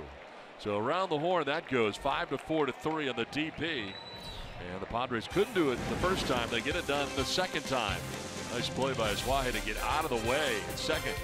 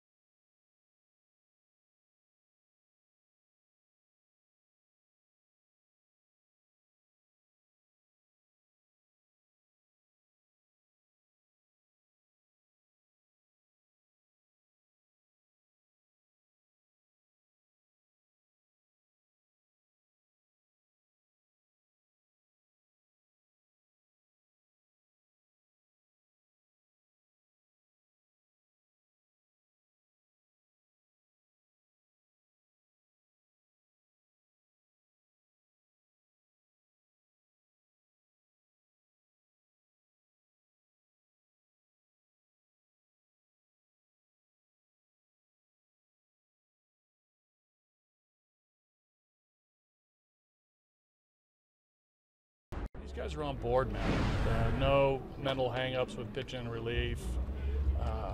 And what I like about them, no excuses. It's awesome. These guys just want to pitch, and they want to contribute. And you know, I think the old adage, if you ask a pitcher, hey, would you rather pitch in relief in the majors or start in the minors? You know the answer to that one. Yeah, that's right. Rocky skipper Buddy Black talking about his young starters, specifically Kyle Friedman, who was recently put to the bullpen, and tomorrow's starter Antonio Sensatella, who was put in the bullpen briefly in an effort to save their innings. Now, a similar situation is coming up for the Padres, possibly for Luis Perdomo, in terms of trying to conserve the number of innings on the season. But so far, Andy has said, look, because of the time that Luis missed early in the season and at the All-Star break, they're not going to have to do anything. He should be fine with his innings this season. But it brings up an interesting topic, guys, of how do you save the innings on these young arms? Oh, that is something that has gone on over the last couple of years, too, especially Major League Baseball, really backing guys off, and especially early in their careers, and trying to limit the number of innings. There's a lot of guys, though, that may be moving to the bullpen to help bolster that bullpen in some instances as well, because the bullpen needed help here. Yeah, the complete game is pretty much gone by the wayside. I mean, if you're being economical with your pitches and you're entering the 7th, 8th inning, chance you're going to smell that CG and get it, right? But hey, nowadays you go 6 innings, hand it over to the pen. You've got your specialty guys in the 7th and 8th. Manuel Margot batting, and he lines one into left center field. Stammen headed towards second base, and 2 hits here in a row, back to back for the Padres. Ringing single for Stammen, the pitcher, to begin the inning, and now Margot with a single to center. So 2 on, nobody out. Hey, Mud, question for you after this replay here. Yeah, go right ahead, right-hander. Love watching Manny Margot get himself back on track. By the way, in between innings, it was fun watching Al Zinter come over and give Manny Margot a little pep talk. He sat down, talked to him for a good couple of minutes about what he was doing up there, a little pat on the back, and whatever he said must have worked. Got him back on track. Yeah, after the 2 punch-outs, and a tip of the cap. Nicely done, Bob. Alan Zinter getting the attention of Margot at first base and tipping the old lid and trying to go the back door on Stammen. Snap throw to second base, trying to catch him napping. But my question for you was your thoughts on transitioning some of these young starters over to the bullpen, only because it's a different way of warming up. Oh, yeah. Does it put additional stress? And I think about it only because of the recent loss of the Dodgers of Julio Urias, and they're moving him back and forth in an effort to do that. Any thoughts on whether that's a good way of doing it or not? I think it takes time, Bob, and having to be a pitcher that did just that. You know, you see how a game develops, and if you're going to be a long guy, if you're going to be a short guy, if you're going to be a one-batter type guy, you get that call, you got to get up and get hot now. There's no time for routine. You can stretch out there and go through your little routine, but still, it's not like starting to where you got hours before to think about it. You can take your time, a half hour, 40 minutes before the game too. But I think it's a totally different ball game, no pun intended. Now Marquez going to third base, kind of a soft toss there, and they barely get Stammen at third base. Threw a changeup as he came off the hill to make that play, and able to get the force out is Wahei Bunting there. And Stammen retired 1-5 on the force out. It's almost, he kind of threw a dart over there. Does his foot stay on the bag? That's what I was wondering. From my angle, and I'm right here at the third base bag, Mud, I thought I saw daylight. I thought, you know what, Bob, I think you might be right. And here's a look for, I think Arenado came off the bag. No? I would double check if they've got the third base camera here on that. I think you might see daylight there, but obviously they've got more access to cameras than just our couple of eyes. Now first and second, 1 out. Will Myers fouls it off to the right out of play. Bob, what are your thoughts on that point we were just talking about, starter to the bullpen? I see why it makes sense. I like the fact that you keep the young player up in the big leagues. He continues to get exposed to the big league environment. He can still learn things, and here we see a list of the young pitchers that Buddy Black and his staff are trying to protect. On the other hand, I do think that it's so different in terms of your mental approach and your physical approach of getting ready that I would be very careful. I would not use these young guys in quick get-ready situations. It would be more, look, you've got a full inning to get ready. Make sure that they have plenty of time to get loose. But you know what else, Bud? There's some of these kids that you send them down to try to save those innings, and it messes with their head. Yep. So I like keeping them up. I just got to be careful with giving them enough time to get loose. Yeah, good points. Myers fouls this down the left field line.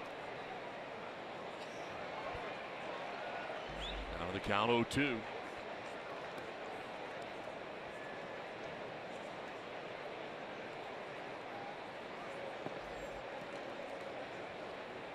Go at second.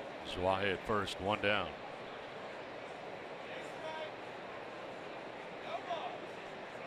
I'm betting breaking ball right here. Ooh. Fastball at 98. Seen that tonight from time to time from Marquez. 72 pitches deep into his outing.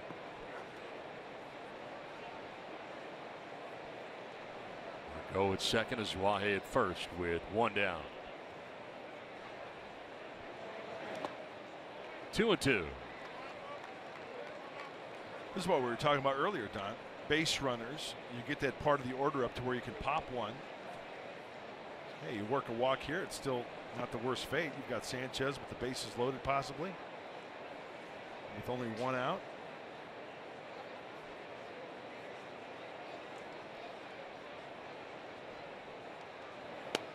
In there for strike three, and Myers has struck out for the third time tonight. Well, I'll tell you what, this is a fastball right down the middle of the plate. He's got to be looking something else. He's got to be looking breaking ball. He's got to have that number 2 in the back of his head, because that's frozen pizza right there. 6 strikeouts for Marquez. 2 down here in the 5th inning. Hector Sanchez, but first Tony Walters wants to talk to Marquez here.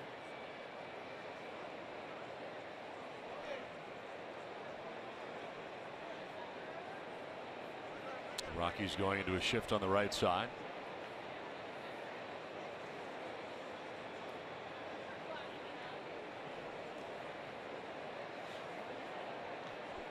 Sanchez tonight has fly to center and walk. See that shift deployed on the right side by the Rockies.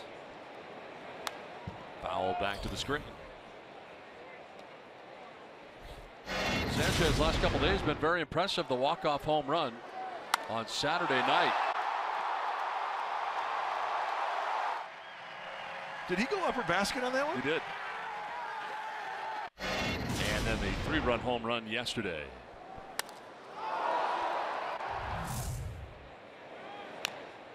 Fouled off over by the Rockies dugout. 0-2. Mr. Right side, Mr. Left side.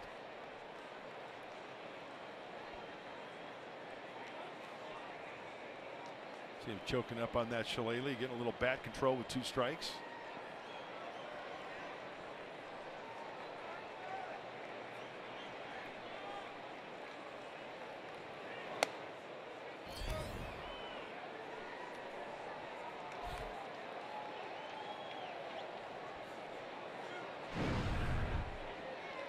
Got a game break coming up from South Florida. The Fightins and the Fish. Phillies, Marlins. Gone. He did, says third base umpire Ben May. Rung up is Hector Sanchez. Padres strand a pair halfway through. 7-2 Rockies.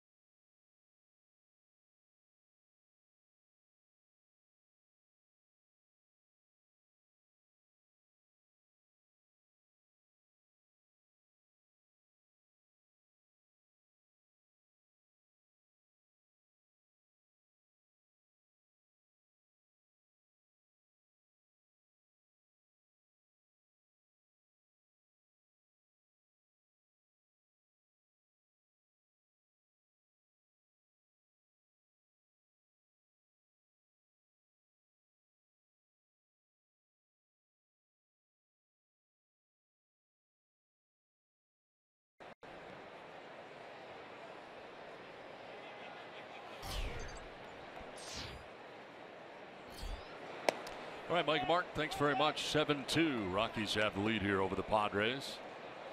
And Desmond leading it off here in the bottom of the 5th inning.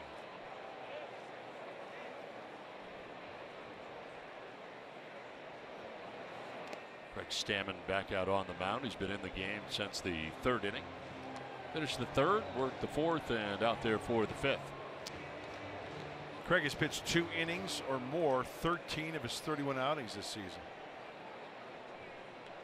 3 innings and 5 appearances.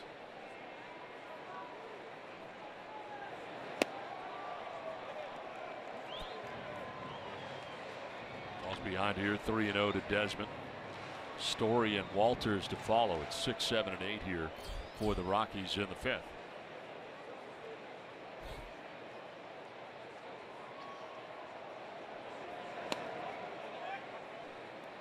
Fourth inning was the first time the Rockies had not scored in any inning. They had a run in the 1st, a run in the 2nd, 5 in the 3rd.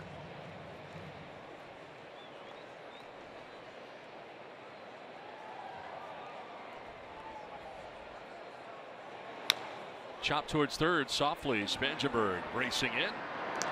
Dug out by Myers on the other side. MLB.tv every night, every device. Watch every out-of-market regular season game live. Plus, get a free subscription to @Bat Premium, the #1 app for live baseball. Blackout and other restrictions apply. Visit MLB.tv for details.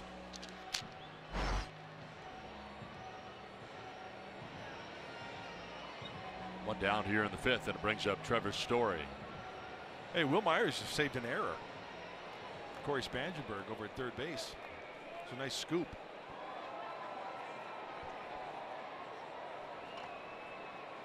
Story 2 for 2.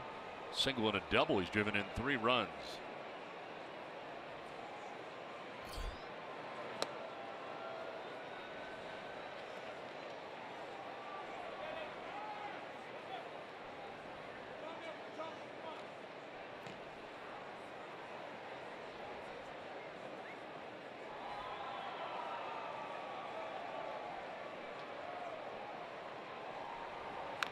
Off the end of the bat, kind of squib foul. Not a spin, but it'll stay foul. Have you ever seen a ball come back? Yes. I have too. That much spin? Yeah. Rolls right back in again. I've seen one land with spin that totally baffled me. I had no idea what happened. It's a really bad feeling. It's play-by-play announcer. Something happens and you can't explain it. A pop-up between home plate and the mound. Right. 3 guys go after it. Ball lands between home plate and the mound and then rolls past the line to the right. It's a foul ball. Right. Nobody touched it. I had no idea what happened. I couldn't figure it out. Never crossed my mind. You mean what you mean? Exactly what you not just said. The ruling, or no, I'm like, wait a minute. There are like 4 guys going after this one ball. Right. And it lands. Okay. And so all of a sudden you're like, oh, that's going to be a base hit.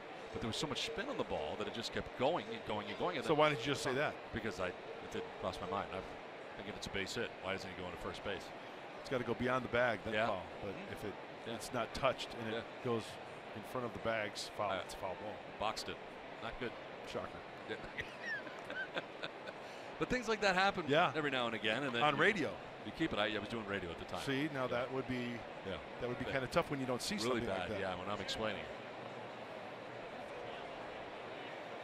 TV would have been real bad because everybody would have seen it.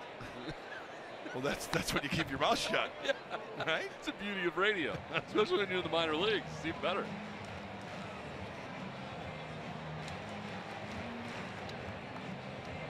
Do you have a big following in the minor leagues as far as listeners? I mean, those small towns. I mean, if you take it, the amount of people. Yeah, I mean, the but fan base they love their minor league team. Love their minor league. So they're always listening to the radio. Sure. Yeah. Team goes on the road. I could see where there'd be a big audience. More on the road than at home. Sure.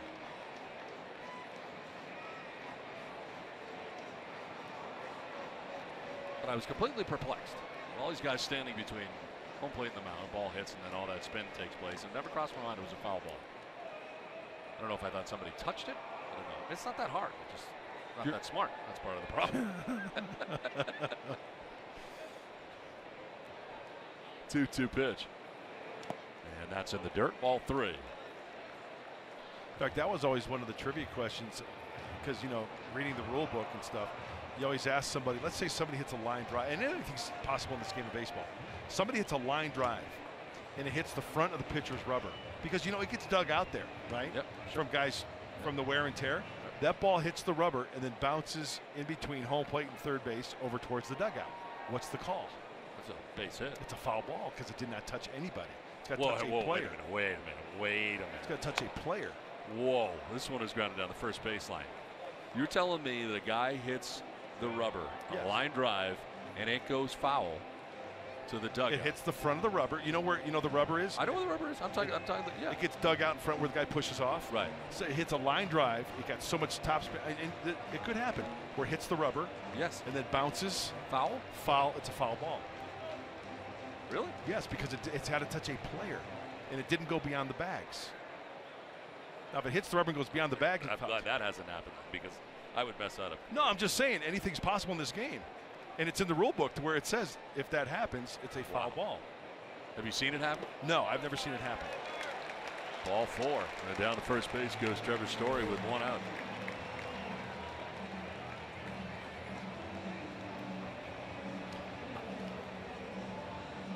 Step down for our San Diego's fans of the game. Oh, there's Chris on the left and Susie on the right. Our flight attendants on our charters. They do a great job taking care of Mud, especially. Oh, they love you. The amount of food that Mud has during the charters. They are our San Diego fans of the game.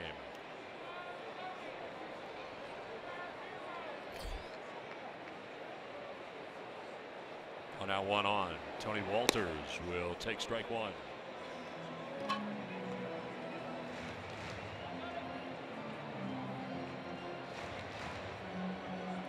Bud's deep into the rule book now. He's not sure of himself. No, I'm definitely sure. You're sure? I'm positive.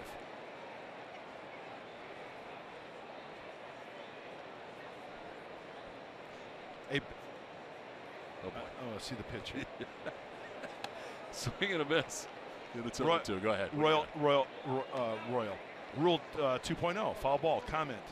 Quote, a batted ball not touched by a fielder, which hits the pitcher's rubber and rebounds into foul territory between home and first or between home and third is a foul ball. Wow.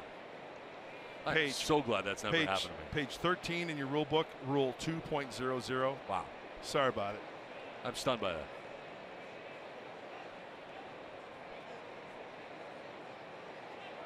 Runner goes at first. Pitch swung on. Fly ball. Shallow left. Spangenberg out. Perella in. Perella will make the running catch and fires to first with a chance for a double play. No.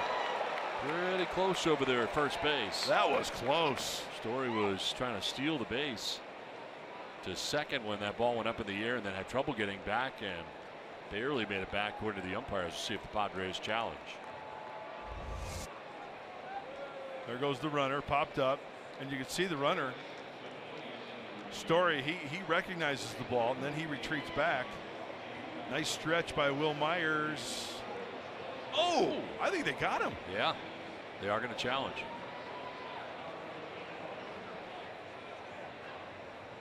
Oh, he's out. Oh, yeah. That's a double play right there. Absolutely.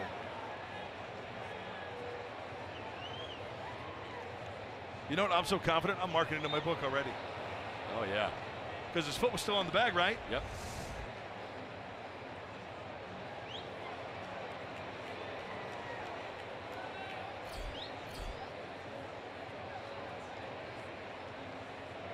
Will Myers knows he got it. See what the umpires agree here. Calling the field was safe. See if this is overturned or not.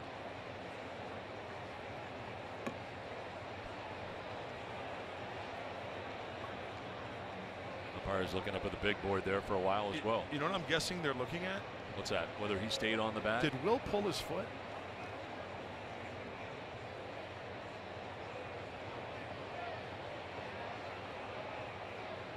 He is now out, so it is a double play. 7-3 on the put out at first. The DP ends the 5th. We head into the 6th. 7-2 Rockies.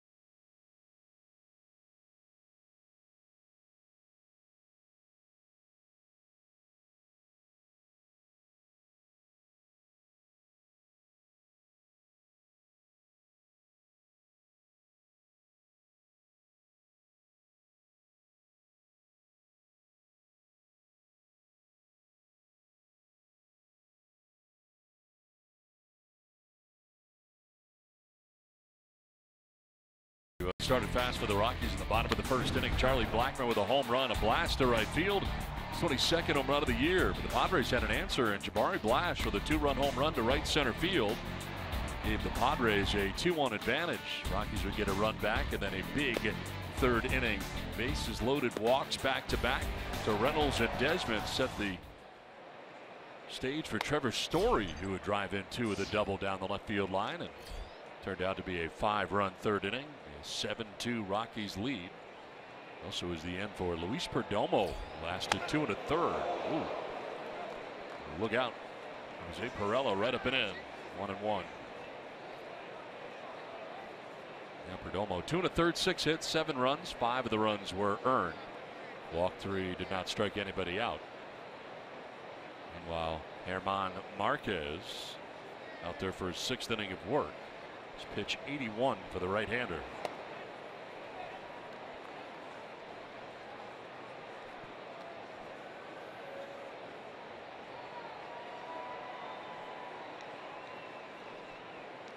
Pirela 0 for 2 has fly to right, grounded into a 6-4-3 double play.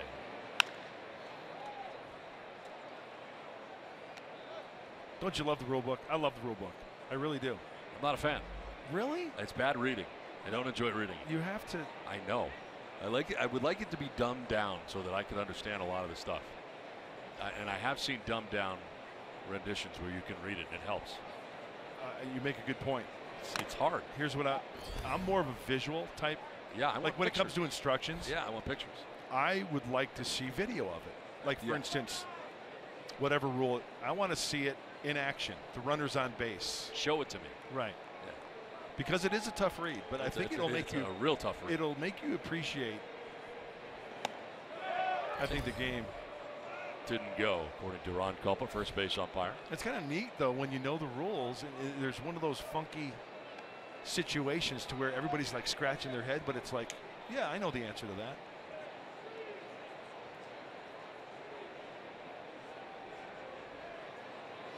Swing and a miss. Strikeout number 8 for Marquez. 3 in a row now for Marquez at Ben by way of the K. Straight heater. We've seen the heater anywhere from 95 to 99, and that one's got a little bit of movement on the inner half.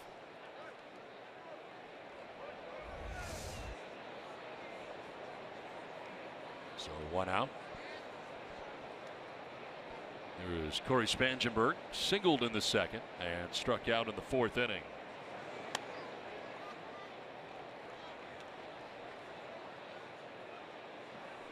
You smell something burning? I do, actually. I don't have any shoelaces, so those are okay. To second base, LeMahieu. On to first, 2 down. Well, German Marquez has a 7. Check that, 8 strikeouts. How's he getting? Well, right out of the chute. One of the things that we mentioned is the live arm. Well, he'll mix in the curveball too. Pretty much a 2-pitch pitcher.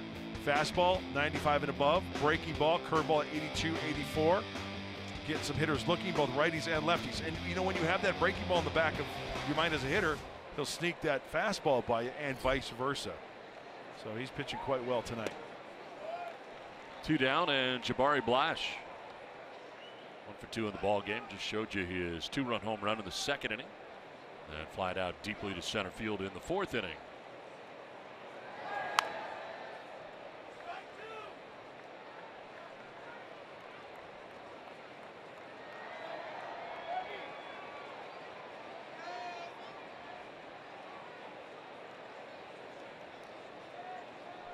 In a row retired by Marquez. Strike 3 call. 9 strikeouts for Marquez. Padres down in order in the 6th. Rockies have a 7-2 lead.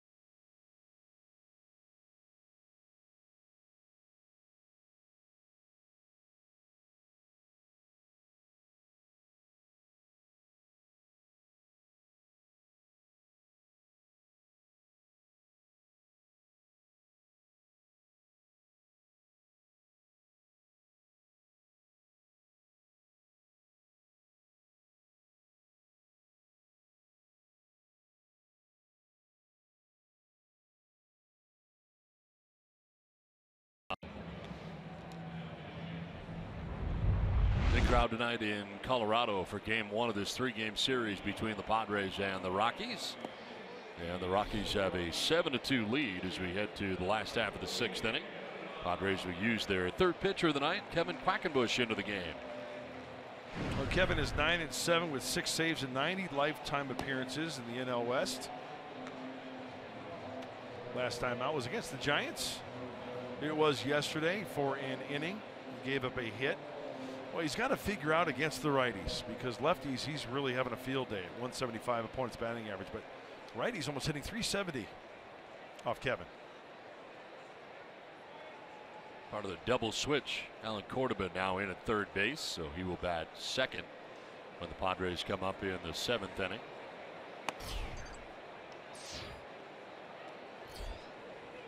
Marcus batting for himself here. 90 pitches in his outing. He leads it off in the bottom of the 6th inning. 1 for 2 in the ball game.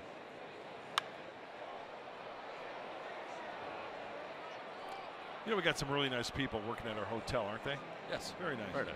Hey, there's a guy there, kid. His name's Thomas Schaefer. I've known him over the years, getting to know him over the years. Really nice kid. Well, his grandmother lives in North County, San Diego. She watches every game. Nice. 98 years young, Rachel Townsend. Nice. Rachel, thank you so much. We appreciate you watching. And all the best to you. You have a great grandson, Thomas. He does a fine job. Fine young man. Rachel Townsend, 98 years young, Padre fan. Watches every night. And Marcus strikes out, and that is Quackenbush's first strikeout. 1 down here in the 6th inning. Back up top now for Charlie Blackmon.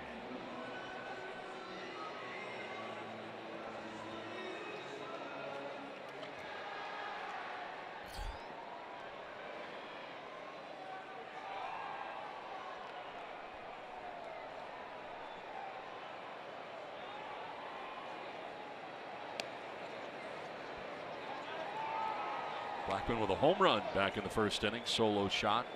Walked and scored in the 3rd. Grounded out to 2nd base. Also in the 3rd. Batted twice. Rockies batted around in that 3rd inning. Scored 5 times. On the ground down the first baseline, a foul ball. Here's a great little nugget as far as rules are concerned. Let's say there's a runner on base, whatever, first base, and a pitch goes back to the screen. Live ball. I've seen this happen, and it happened to a Hall of Famer, Mike Piazza. He goes back to the screen. He takes his mask off and scoops up the ball with his mask to put in his glove. 3-base error. Whoa. Cannot use your equipment other than your glove. Yep, it's like throwing your glove, Yeah, right? exactly. Yep. On the ground, foul outside first. Sounds like he fractured his back.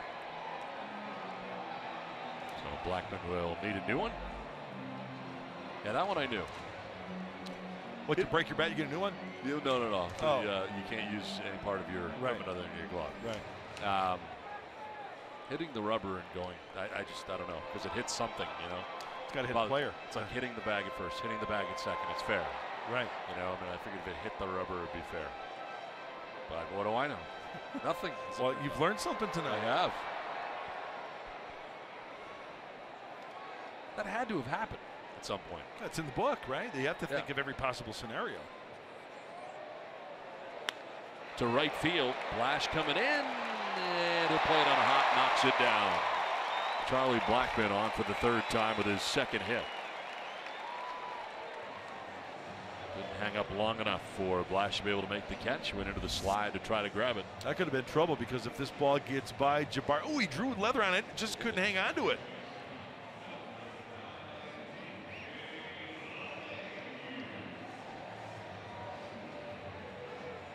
That's a big kid right there, isn't it? Yeah, it is.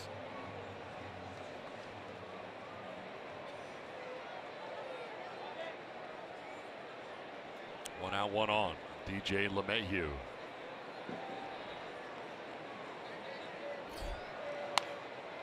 Line drive foul just beyond the Rockies dugout.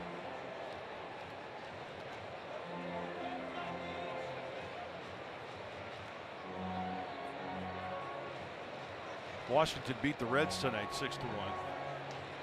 Game was in Cincinnati. 4-2. Buccos over the Brewers in the Steel City.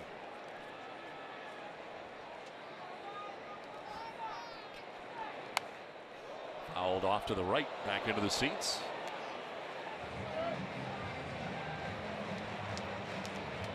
So 0-2 here. Mayhew fouling some pitches off from Kevin Quackenbush.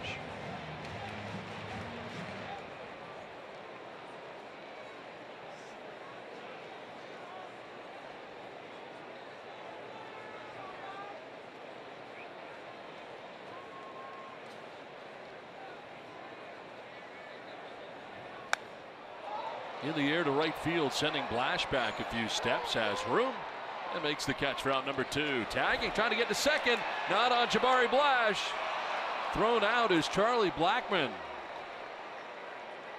Catch out there in right field for LeMahieu, who is retired by Blash out there in right. Throw goes to second. Blackmon thought he beat it, but it looks like a double play that'll end this inning. No challenge here from the Rockies. Nicely done. Second double play turned by the Padres in the last 2 innings from the outfield. Catch there. Blackmon out at second base.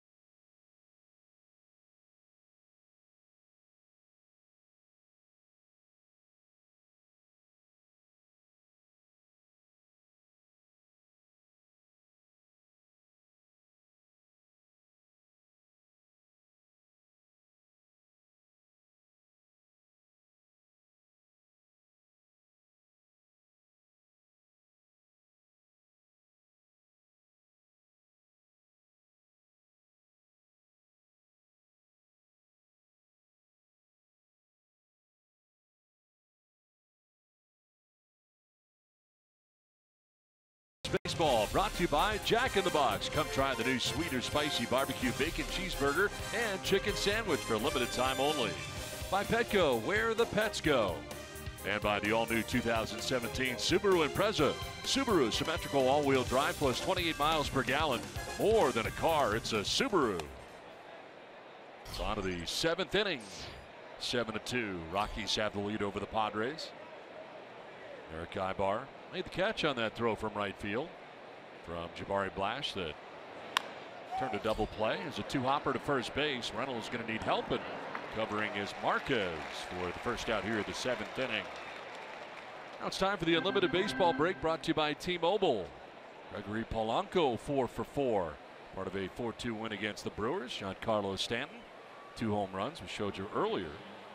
24th career multi-home run game. And Steven Strasburg, 7 innings, 1 run, 11 Ks, and a 6-1 win at Great American Ballpark in Cincinnati. His 6th start with 10+ strikeouts this year for the Nationals. Well, you know, you look at those teams, the Pirates, the Nationals running away with it, but as we get into late July, August, that wild card standings becomes more and more evident, and teams trying to make that move. You know, Mark Sweeney made a good point about a month ago. We were talking about, I think it was an inside corner between Mark and I. And he predicted that there was going to be 3 teams out of the West going to the playoffs. And it looks like he nailed it. Yep. Dodgers, D-backs, Rockies. Cordoba grounds it up the middle. Story will spin and fire, and it'll be wild. Off the facing of the Rockies dugout, Cordoba will reach. Let's try by Story to do that spin back at second base.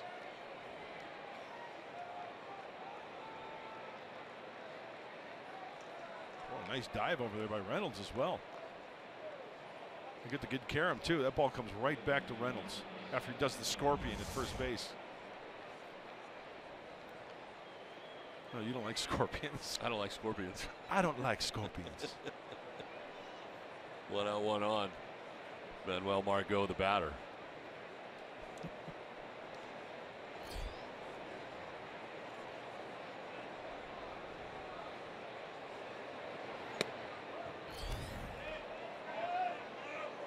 Of course, with that second wild card scenario now in that wild card game, and so many more teams believing they're in it, and you don't want to send the wrong message to your fan base or your clubhouse by starting to trade guys away, right, and selling too early.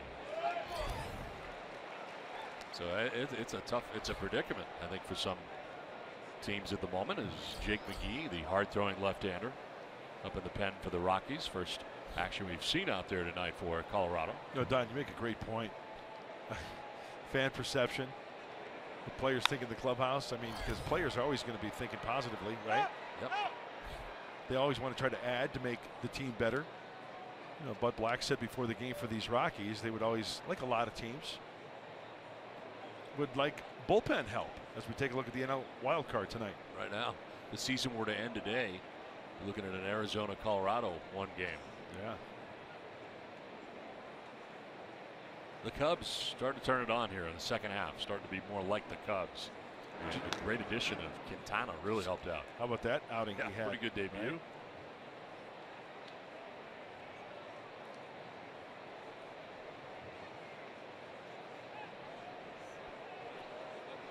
1-2 to Margot. Will have to wait. Another check, and this one, they got a piece of Cordoba. Gets away. He'll head to second base, and this one gets thrown away.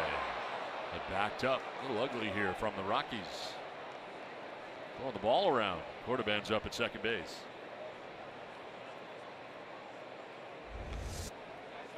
I thought this ball may have gotten Cordoba's arm or off his back. Any way you look at it, that's a free 90 feet. Charge a pitcher with the error. Marquez on the throw over, so E1 gets him to second.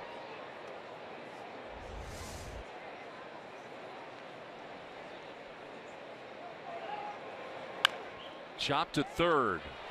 Fair ball. Arenado's throw in time. Wow. Nice play. Came down on his feet after making the catch. Made sure it was a fair ball. Was called fair and then fired across the diamond. In time to get Margot 5-3 for the second out of the inning. Well, he could throw with the crow hop off balance to his right, to his left. You know, it's not so much. I mean, the flashy glove is great, and the gold glove is there to prove it, but the accuracy of the throw with the strength of that arm, it's the whole package. That was the 100th toss tonight for Herman Marquez. We're at second, 2 down.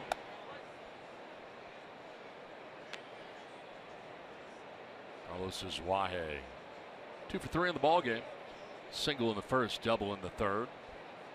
Got it into a fielder's choice in the fifth.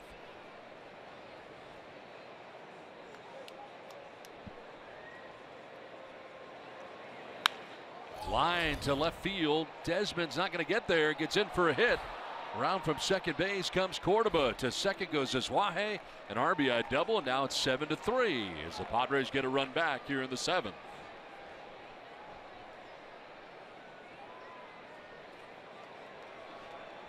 Carlos using the whole field tonight. His first at bat, he punched one to right field. The last 2 times up, going the other way. Ball checks up on Desmond. Backing up is Blackman. Well, the manager, Bud Black, headed to the mound here to make the pitching change with 2 outs. And this crowd will let Marquez know what they think of him. He'll depart with a 4-run lead.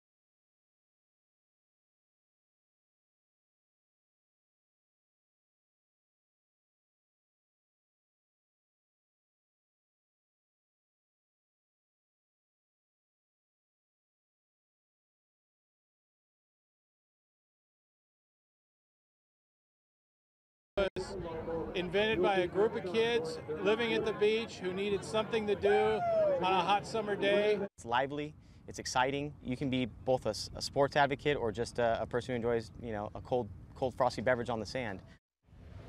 Tomorrow on Inside San Diego Sports, we take you behind the scenes of the 64th Annual Over-the-Line World Championship on Fiesta Island.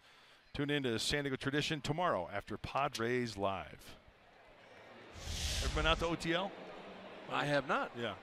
It's usually when we're on the yeah, we were home, right? Last weekend? Yeah. It was All-Star break, right? It's a good time, had by all.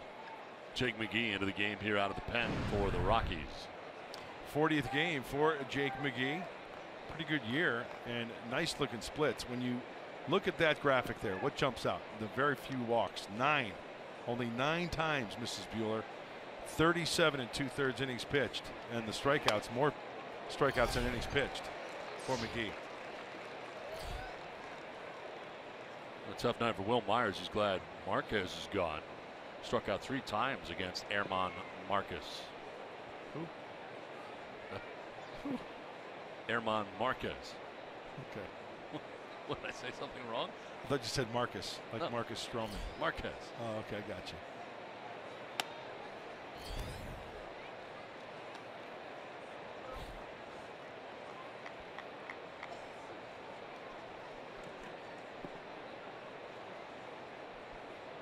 Swahe at second base, 2 down.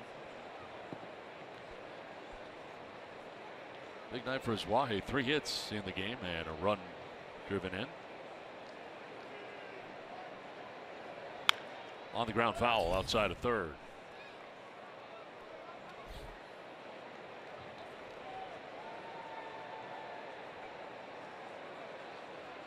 Center fielder Charlie Blackmon over towards right center. Somewhat of a gap out there in left center.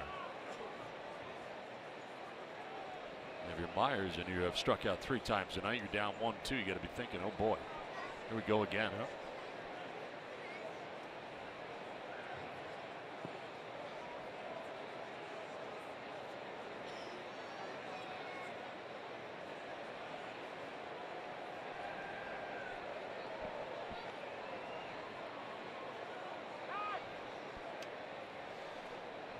Well, like everybody else, I'm sure, I'd like to see Will run into one here.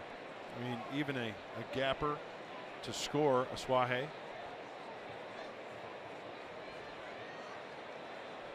A little mix up of the signs with that runner on second base.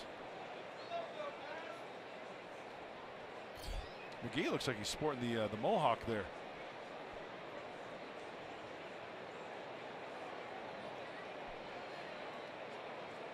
Did you ever have a mohawk during the course of your career? No. No? No.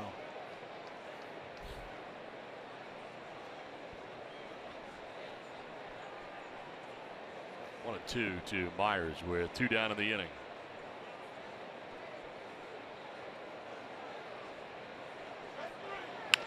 On the ground to third base. Arenado's got it. Throwing plenty of time for out number 3. Padres get a run back. 7th inning stretch, 7-3 Rockies.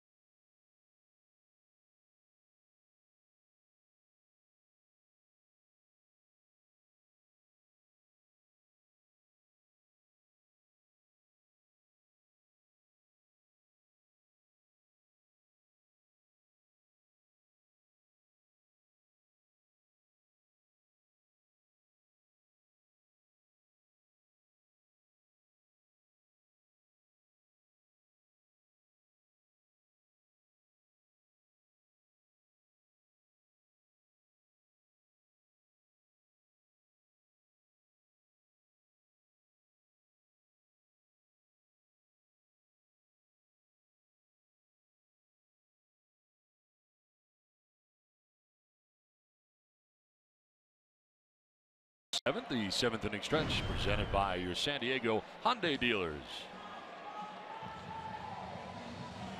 On to the last of the seventh, and more Kevin Quackenbush as he pitched the last of the sixth inning. Going 2 innings here out of the pen in relief of Luis Perdomo. Charged with 7 runs, 5 earned in 2 1/3. Craig Stammen incidentally went 2 2/3, allowed no runs on 3 hits, walked 2, didn't strike anybody out.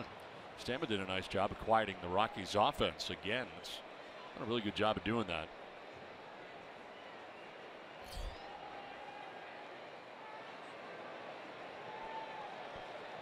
Owen Arenado ready to face Quackenbush here in the 7th.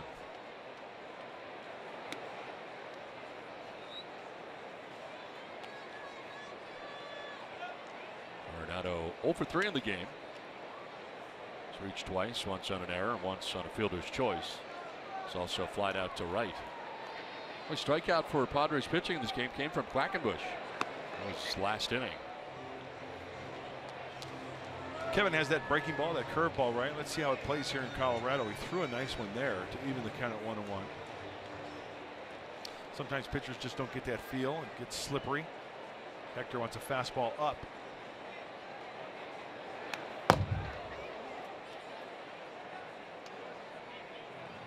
That's exactly where he threw it.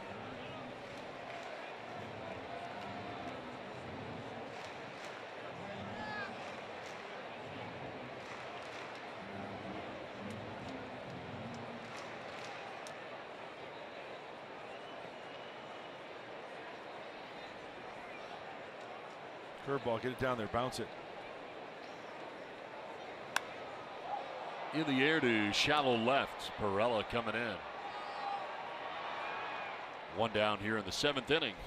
This copyrighted telecast is presented by the authority of the San Diego Padres and may not be reproduced or retransmitted in any form. And the accounts and descriptions of this game may not be disseminated without the express written consent of the San Diego Padres. Parra just push Hector Sanchez there? Yeah. I mean, they're messing around. Yeah, I would say so. Yeah. Otherwise, there would be punches thrown by now, I think. So 1 out here in the 7th inning brings up Gerardo Parra.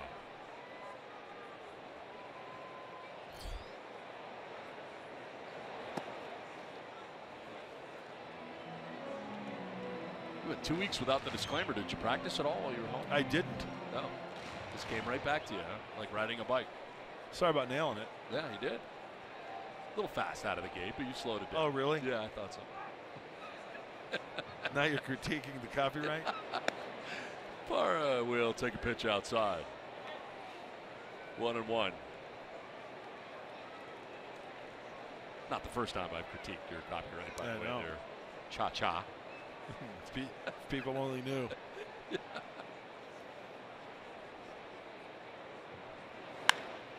In the air, struck pretty well to left center. Margot going back onto the track at the wall. It's gone. Home run for Gerardo Parra. His 8th of the year. And the Rockies have their 5-run lead back again on top 8-3.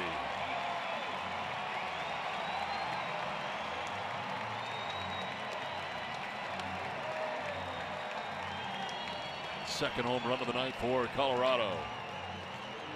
Well, Parra can run into one, but being in a ballpark like this, I think it just goes to show every hitter you really don't have to come out of your shoes. If you make good contact, you put a good firm swing on it, and you hit it on the sweet spot, it's going to go. This one just barely makes it over the yellow line, but still. Here, I think anybody can go foul pole to foul pole just by getting the good wood on it. That was a nice, easy swing by Parra.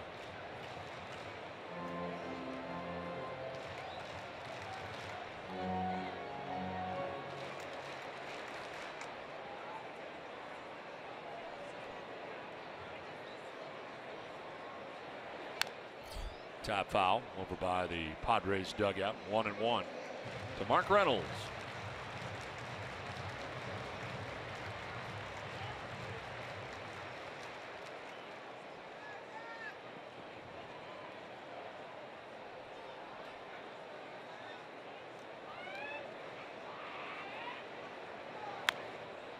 Off the mound is Quackenbush to first for the out. 2 down.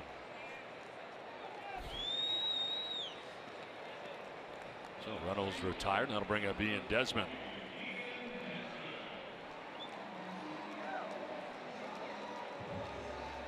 Gerardo Parra with a solo shot off Kevin Quackenbush, adding to the Rockies' lead on top 8-3.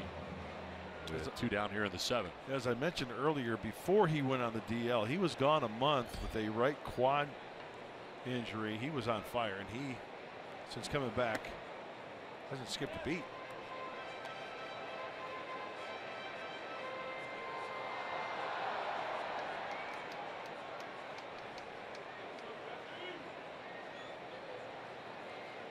Ian Desmond fresh off the DL too. Singled in the 2nd, walked in the 3rd, grounded out to 3rd in the 5th.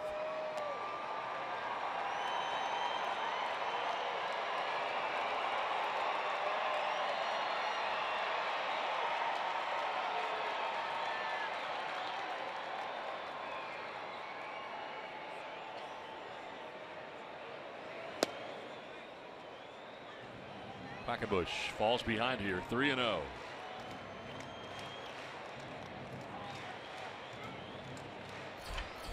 Trevor Story waiting on deck. Rockies batting. Home half of the 7th inning on top 8-3.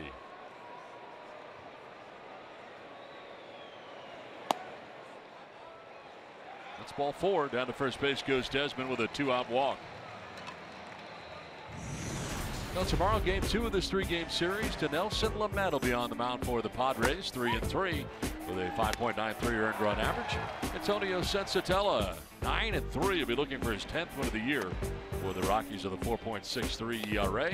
Get you started at 5 p.m. with Padres Live. It's the Padres and Rockies in game 2. Couple of good young arms hooking horns tomorrow in the Mile High City.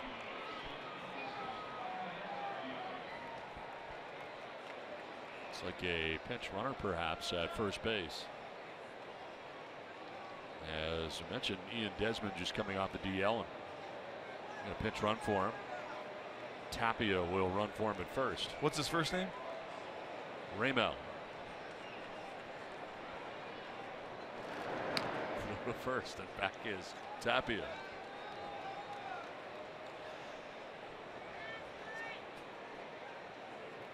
Is it Tapia, or Tapia?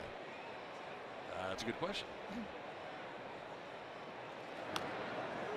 I'm going to go with Tapia. I think you're right. Because I think you need a second pitch. I knew. I just wondered if you. Oh, you knew. Yeah. Oh, yeah, you knew. See the emphasis on the first A. Tapia. You were right. Runner at first, 2 down. And a pitch in there for a strike to Trevor Story. Story has got quite a streak going on, one you would not want to have. At least 1 strikeout in 20 straight games. He's not struck out yet tonight. Quackenbush would love to get him to continue that streak for Trevor Story. Throw to first, and back is Tapia.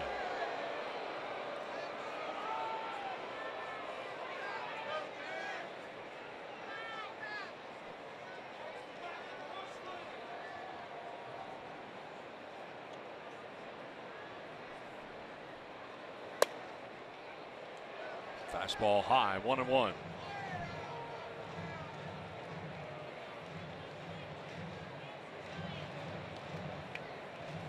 Northeastern Husky Adam Ottavino warming in the pen.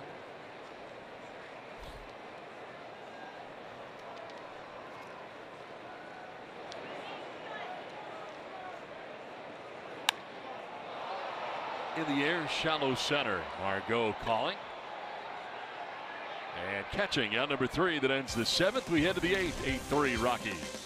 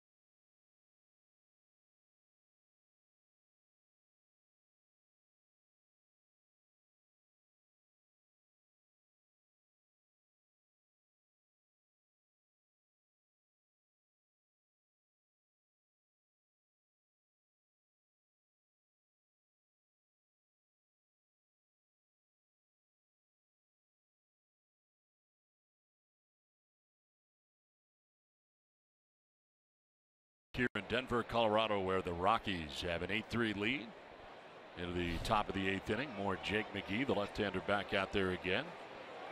And he will face Hector Sanchez to begin the 8th.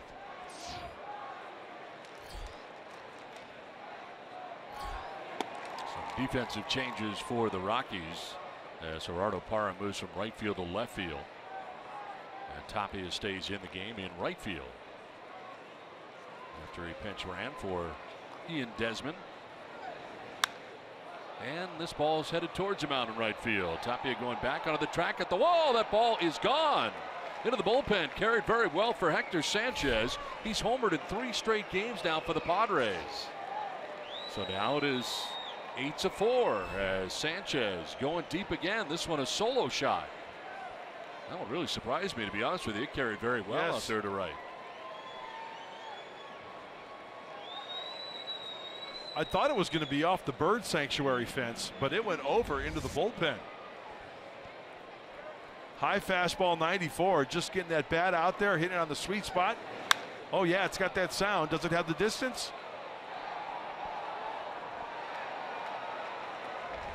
You bet.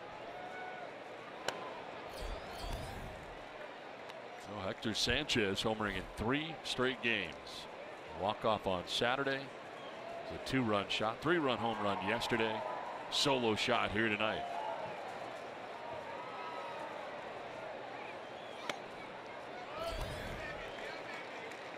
You trying to bounce back here against Jose Pirela, who is 0 for 3 in the game tonight. He was fly to right, grounded into a double play, and struck out swinging.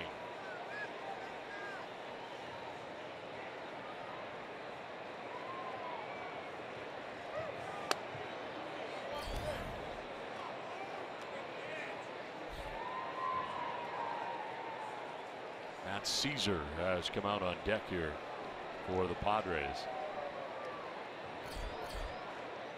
He would pitch in the pitcher's spot.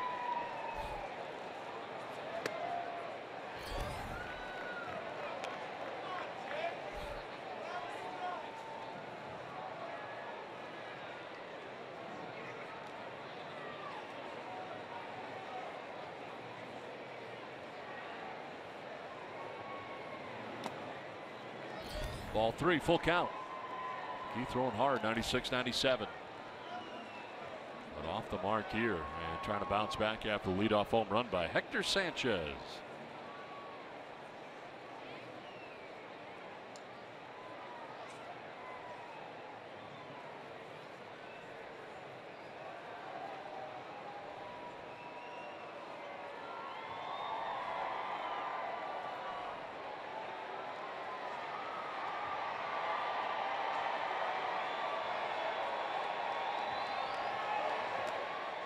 Ball 4, and down to first base goes Pirela. Well, the day after the Padres score 5 or more runs, get 50% off any regular menu price online order at papajohns.com. All you got to do is enter promo code Padres5. Well, McGee's going to get a visit here after a home run and a walk.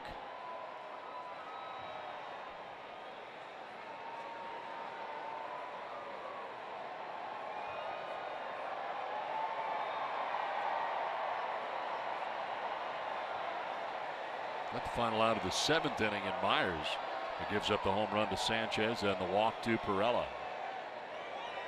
Buddy Black on the phone, checking on his reliever, Adam Ottavino, who had been warming up. Steve Foster, the pitching coach, back to the dugout. Nobody out, runner at first, a run already in. And Matt Caesar pinch hitting.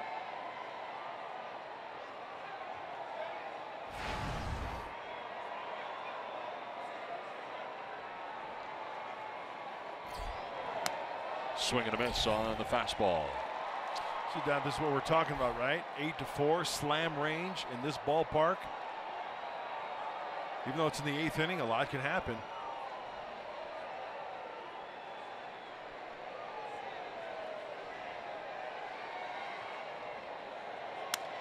Line down the left field line. That's going to get in.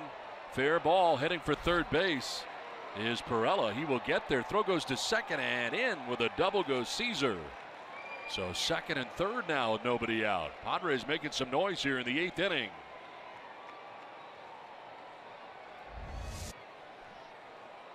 With the outfielders playing where they play, they want to play on the deep side. But you get jammed, you break your shillelagh, right? He's got so far to go. Matt Caesar notices out of the box, hey, I got to take two. That's going to be it for McGee. Kind of a tough outing for him here. Pitching change in the 8th inning. The Rockies have an 8-4 lead over the Padres.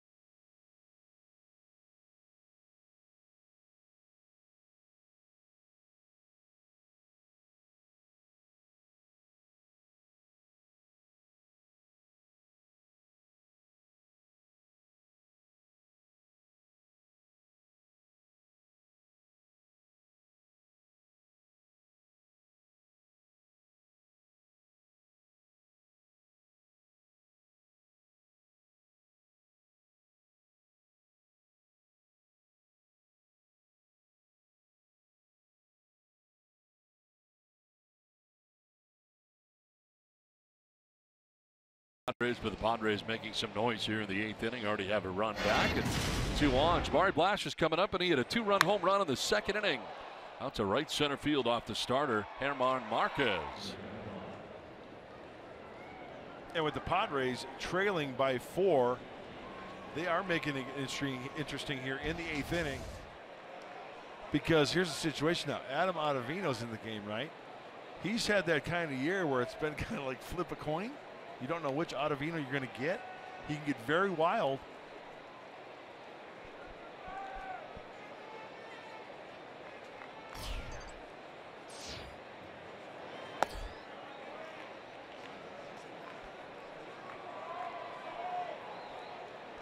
Now Blash after the home run back in the 2nd. Flat out to the warning track in the 4th inning. In center field, struck out in the 6th inning. He bats with Perella at 3rd, Caesar at 2nd. That's ball 2, 2-0. Bullpen for the Rockies going into this game, 10th in the National League in ERA with a 4.39 ERA, and there you see the splits, the numbers for the season for the man with the number 0, Adam Ottavino.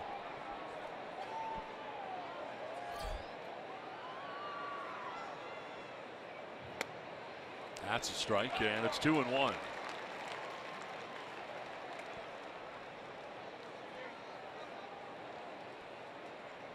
Home run start of the inning for Sanchez. Walk by Perella, the double by Caesar.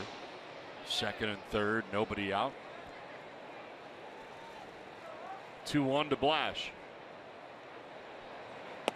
Outside for ball 3.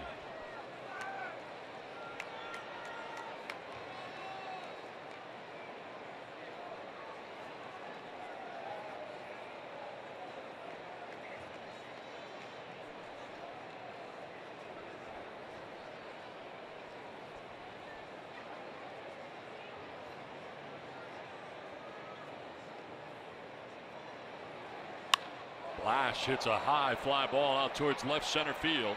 Blackman back there with room. Will make the catch. Tagging at 3rd is Perella scoring. Tagging at 2nd is Caesar getting to 3rd. And now it's 8-5 as the Padres are within 3.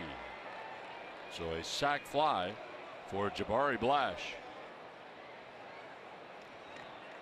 Third RBI of the game for Blash. Getting something up in the zone and sending it deep enough to drive in that run. Ottavino hangs the breaking ball, middle in. And as we mentioned before many times with the real estate out here, not just third base, but tagging from first or second. Taking that extra 90 feet. Now it's Ibar, who takes ball one. Well, the last 21 games for the Rockies, winless at 0-4 in an ERA of 4.9. 41 earned runs and 75 in the third innings pitched. Ouch, bad.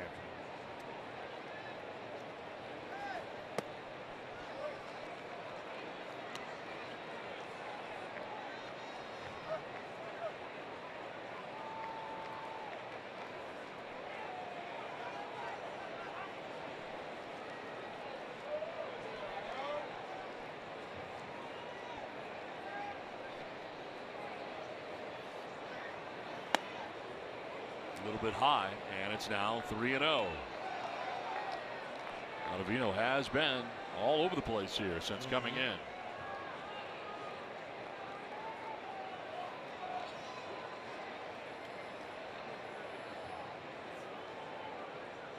Caesar at third, one out. And there's a strike, 3-1. Ibar taken all the way. Ibar batting now. Alan Cordova waiting on deck. Padres batting here in the eighth. They've scored twice. Oberg and Dunn up in the pen right now for the Rockies. Double-barreled action.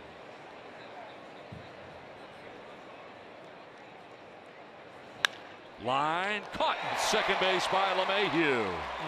Held on to it long enough. We'll throw to first in case, but first base umpire Rod Copa said he had it long enough on the liner.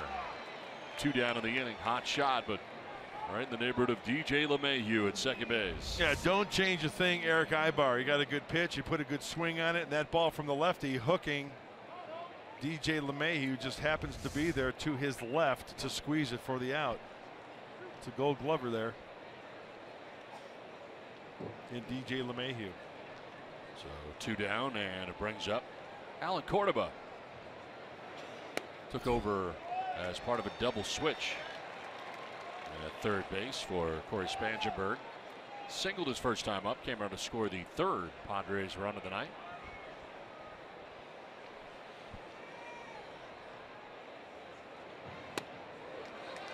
Oh, 0-2.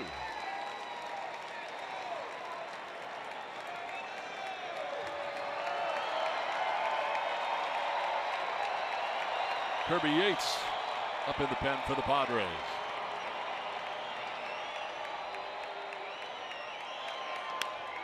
On the ground up the middle into center field, a base hit for Cordova. From third base comes Caesar, and it's now 8-6. A 3-run 8th inning so far for San Diego. Alan Cordova with his second hit since coming into this game. Hey, pass it on to the next guy. 2-out knock, RBI. Now a 2-run deficit.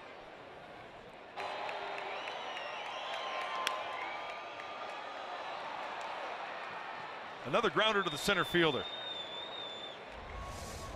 So Ottavino comes out of the game. Another pitching change here for the Rockies. It's 8-6 Colorado, but here come the Padres.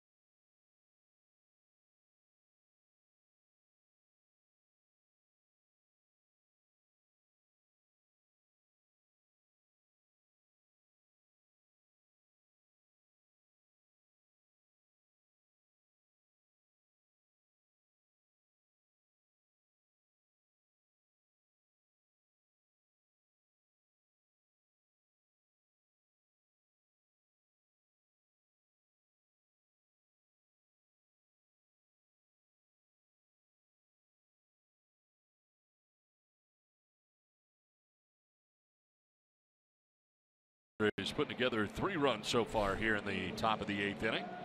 Have a runner at first base, and will bring the tying run to the plate against a new pitcher, Scott Oberg, into the game for the Rockies. He's working overtime. 42 appearances, leads the team for the Rockies.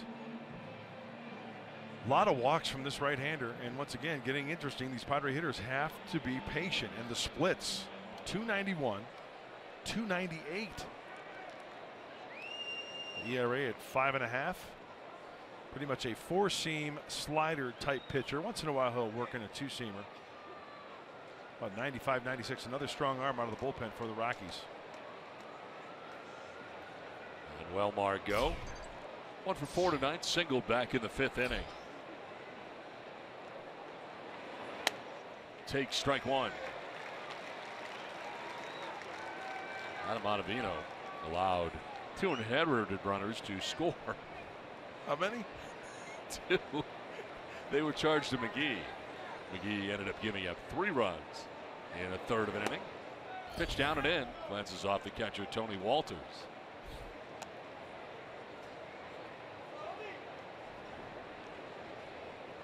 Ottavino is responsible for the runner at first in Cordoba.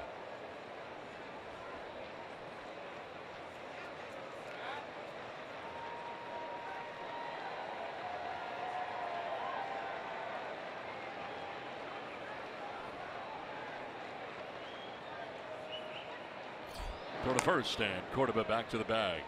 Held on by Mark Reynolds. Well, it's been a little dicey for Mr. Oberg lately. He's given up 5 earned runs, last 2 1/3 innings pitched. Over 3 appearances against the Mets and the Reds. A lot of tough numbers coming out of this pen right now for the Rockies.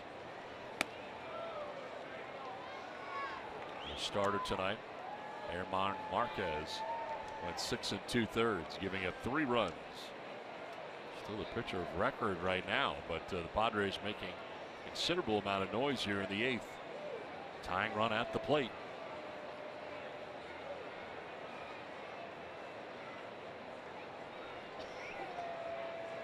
Margot chops one through the left side into left field, a base hit. Cordoba up to second base, and it's runners at first and second now with 2 down. Oh, stay tuned, folks. You never know what you're going to see here at Coors Field. Walk here, single there, walk here, base knock, and another trip from the skipper, Bud Black, out to the mound. Another pitching change for Bud Black. Trying to get an out here as the Padres continue to put together runs and base runners. Pitching change, 8-6 Rockies.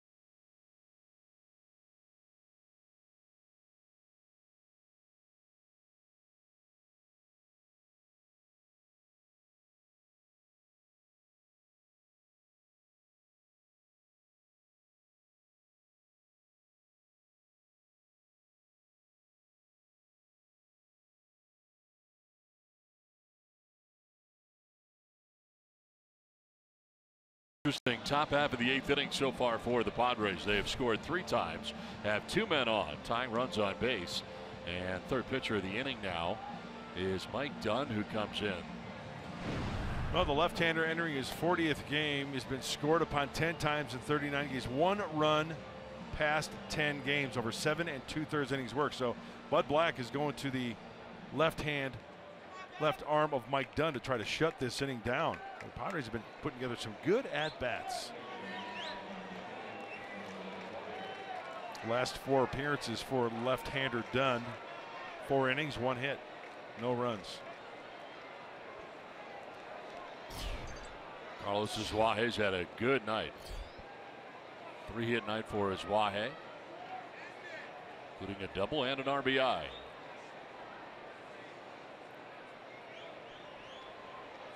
Two on with 2 outs in the inning.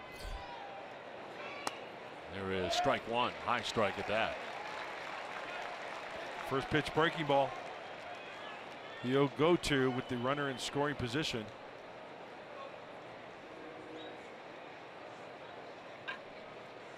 A 3-run top of the 8th inning so far for San Diego.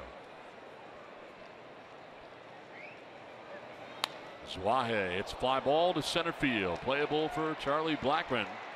He'll make the catch. It ends the inning, but the Padres scored 3 times.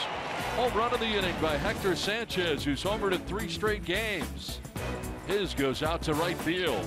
8-6 Rockies.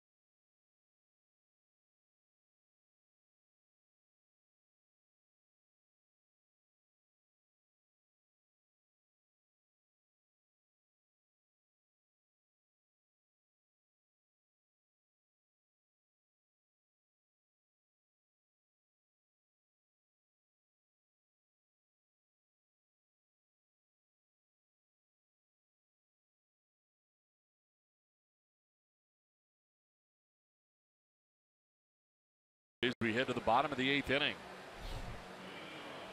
Let's revisit the keys to the game, brought to you by your San Diego area Honda dealers. Bust up the rocks early. Get that pickaxe out. Try to beat up those boulders. Padres offense 2 runs in the first 4 innings. And no huge innings for the Padres pitching staff. Rockies, they had a 5-run third. That's kind of like teetering in between the big and the huge inning. And it paid off for the Rockies in that inning. Ryan Buchter now into the game.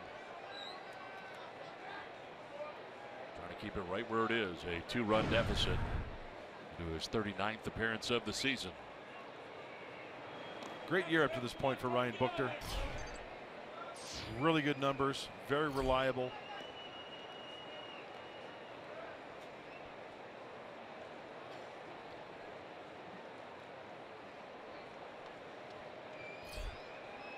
Takes over for Kevin Quackenbush. Fly ball foul down the left field line, out of play. Quackenbush went 2 innings. We have 2 hits and a run. Walked 1, struck out 1. Don't forget the work that Craig Stammen did too. 2 2/3 of shutout pitching. After Luis Perdomo was chased from this game after 2 1/3, charged with 7 runs.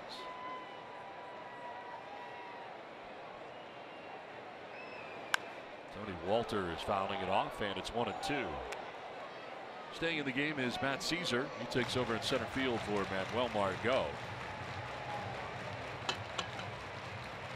So pitcher spot now the leadoff spot. Caesar batting out of the 6th spot in the order. 1-2.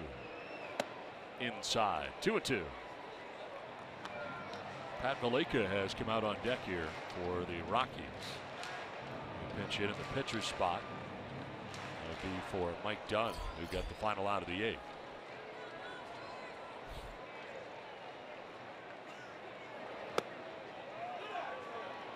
Full count.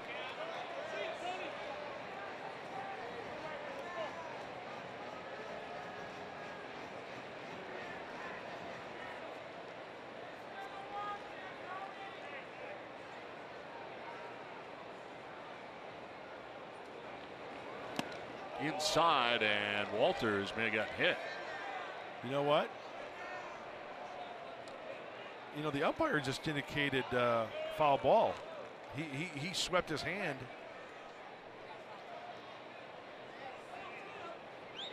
Umpire gave this call, meaning indicating foul ball. Bud Black coming out now to discuss this. Walters was headed to first base.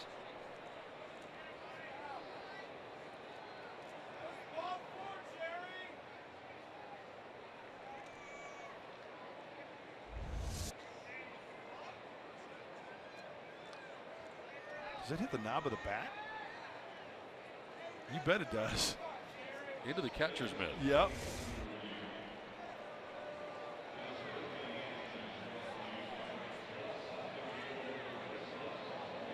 So they're going to check it out here.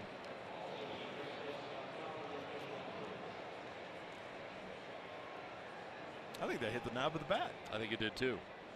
It may have gotten some of Walters' hand, and that's probably what he felt. So he headed down to first base. Yeah, and you know what? That's a tough call for any umpire.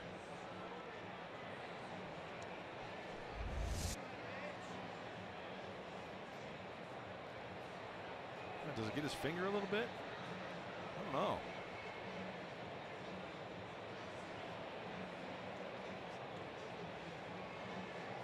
Really hard to tell. Held onto by Sanchez. Indication by Jerry Meals was then out after the foul tip. He then went with the outside. So apparently the call on the field is that he is out.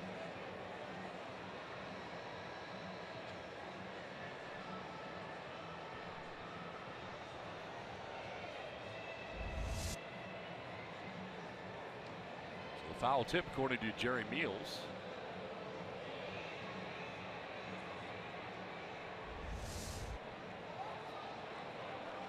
Indication is that he is out.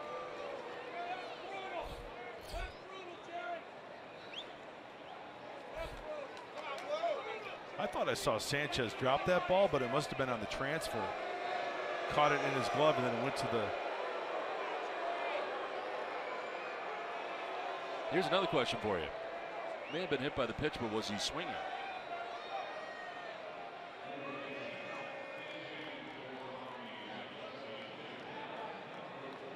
You know what I'm saying? It's a good question. You just can't be a hit batsman if you are swinging. So one down, Pat Valaika going to pinch hit here.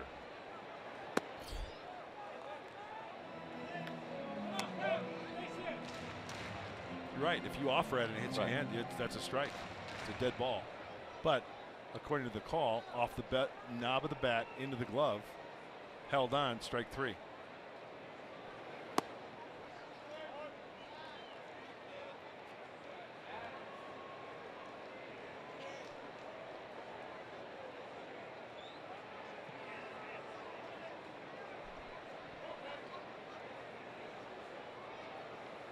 Two-0 pitch coming up here to Valaika. We're going to look here at this. Sanchez obviously catches it off what is ruled a foul tip. Dropped it on the transfer. Oh, so that's where it comes out. You're right. He's got it in the hand, so it is strike 3 held on to. See, you come to the ball yard, you never know what you're going to get, right? So down to first on a walk goes Valaika with 1 out.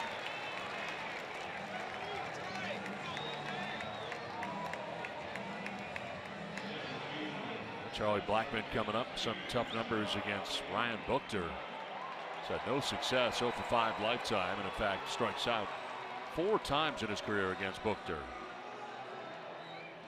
Buchter hoping that trend continues. Blackman's had a good game. Homered in the first, walked in the third, grounded out in the third as they batted around, then singled in the 6th inning.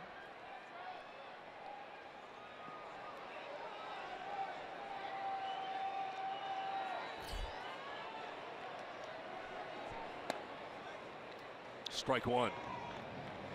Booker's had good numbers against the Rockies over the years. Struck out 21 of 39 batters that he has faced lifetime for Colorado. I'll take that. That's pretty good. There are the numbers. Blackmon, no success against Buchter in the past. On the ground and into right field, a base hit. Valaika headed for third base. Getting it back in is Jabari Blash, first and third with one down here in the 8th.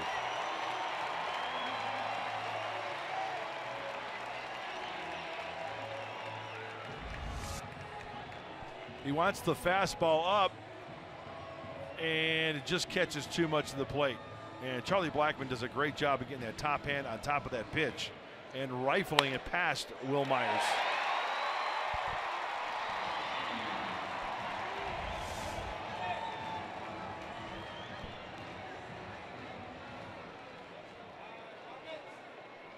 So Valaika at third base, Blackmon at first, one down. DJ LeMahieu coming up, 1 for 5 in his career against Buchter.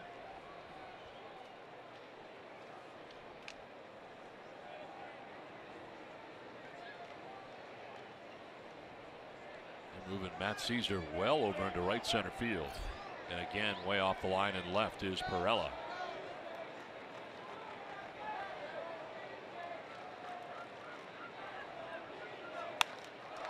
In the air, right center field.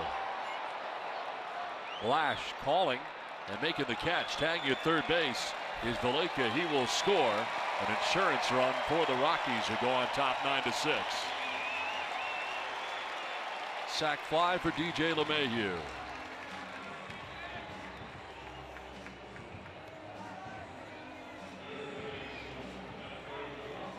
Oh, that's a huge run for Colorado. Rather than a bloop and a blast next half inning for the Padres, that's a 3 spot in favor of the Rocks. So 2 down, brings up Nolan Arenado, but looks like a pitching change coming up. Andy Green headed out there to get Buchter. So Buchter giving up a run here. Kirby Yates will be coming in. It's now 9-6. Rockies on top. Pitching change from Coors Field in Colorado.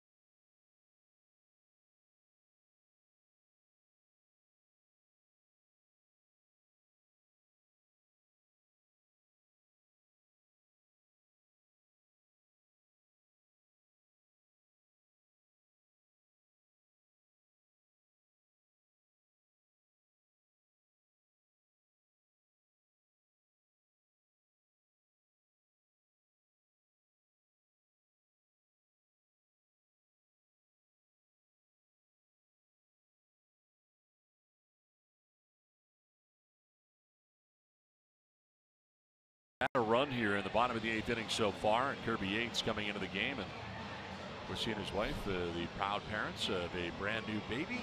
He was away on the paternity leave and returns to the Padres. Oakley, born July 14th, 7 pounds 11 ounces. That's beautiful, isn't it? We had the chance to congratulate him before the game as he rejoined the team. The giver of life, Kirby Yates. Good things happen when you bring life into the world. And we wish him and his wife and everybody in the Yates family, wish him very well as he enters his 32nd game combined the Angels and the Padres. Chance to keep it at 9 here. He inherits 1 runner. And 1 tough out, but it can be pitched to righty on righty here against Arenado.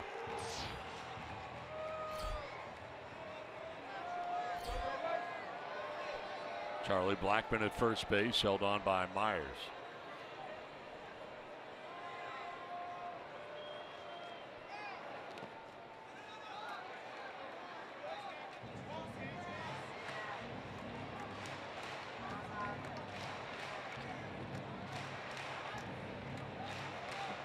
Quiet night for Arenado at the plate. 0 for 4. Did reach on an error.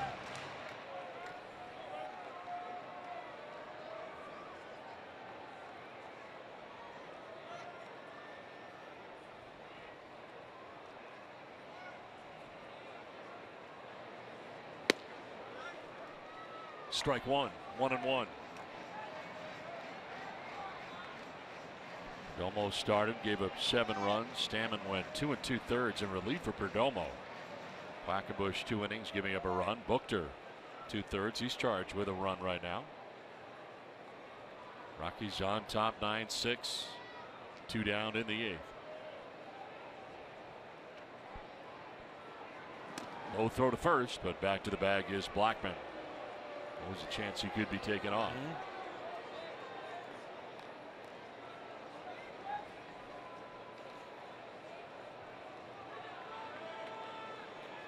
He does have 8 stolen bases on the season.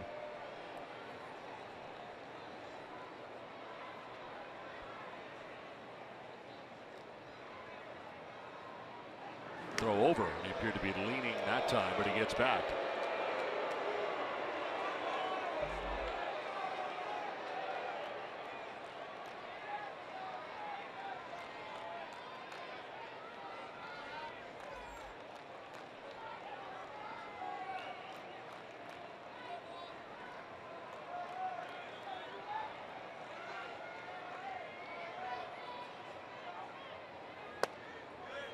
Ball 2, 2-1. Ryan Buchter responsible for Blackmon at first base. Buchter came in, struck out Tony Walters. Valleca, the pinch hitter, walked. Single by Blackmon, then the sac fly by DJ LeMahieu. It's the last batter that Buchter faced, and now Kirby Yates coming in.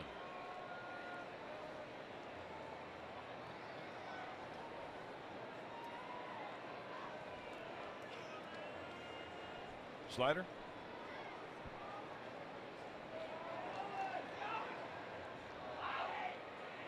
Swing and a miss, and it's 2-2.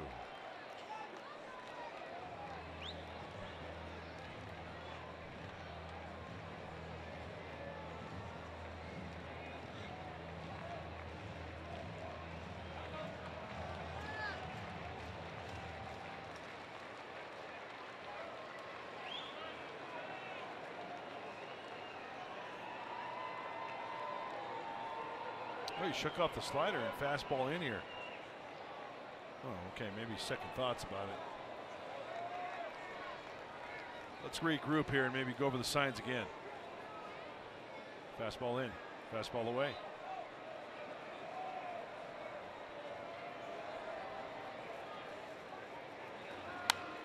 Fouls it away to the right. Now that's an emergency swing. Did you see that from Arenado? He's got that breaking ball in the back of his head. That was all upper body, all arms, out and away.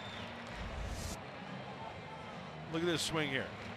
Oh, that ball's nearly in the glove of Sanchez.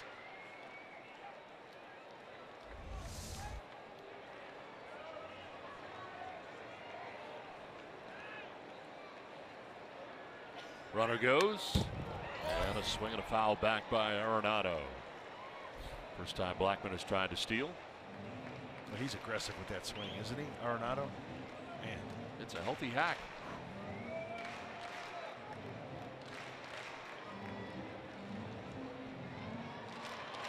That's why I've always thought with a hitter like that, a good changeup, even righty on righty, is a good pitch. Looks like a fastball. Slider, fastball away, fastball in. Changeup. He's thinking along with us here. Get it in the right spot, though. Runner goes, and that's low. Stopping at first base was Blackman.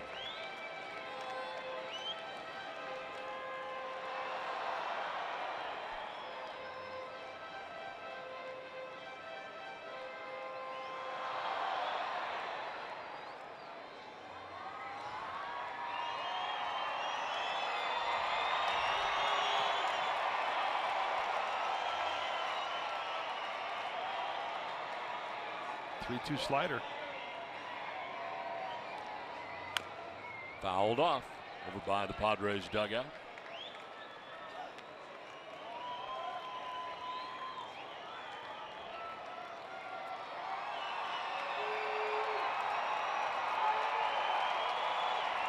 Run in here for the Rockies in the last of the eighth. Blackman at first base, 2 down in the inning. And again, a 3-2 pitch coming up here to Nolan Arenado.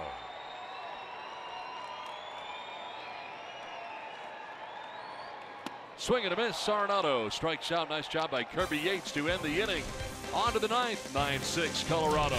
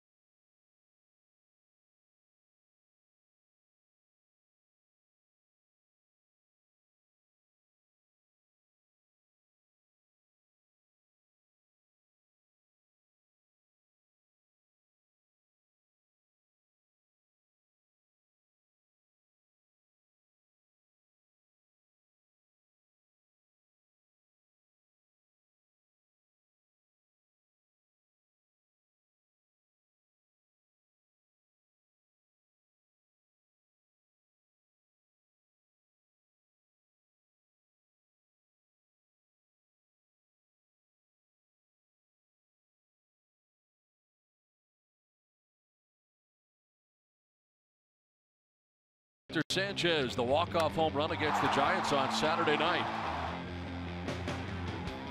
Followed it up with a 3-run home run yesterday in the first inning off Jeff Samardzija. And tonight, late in this one, a solo shot of his own as the Bill Howe play of the game. Into the Rockies bullpen in right field. Brought the Padres back into this game. They scored 3 times at the top of the 8th. To make it 8-6, but the Rockies have added another run, and now Colorado on top 9-6 and into the game. Their closer, Greg Holland. 28 saves, 28 out of 29 to be exact. 1 blown. Nice ERA, nice numbers all the way around. He's the saves leader, 3rd career All-Star team. In 22 of his appearances this year, he's held opponents hitless. Myers leading it off. Batting 161 off the right-hander.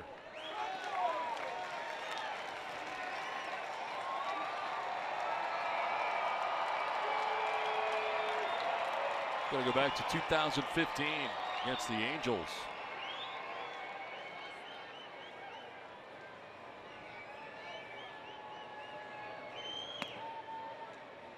Ball and a strike now to Myers, who has struck out 3 times in this game. and grounded out.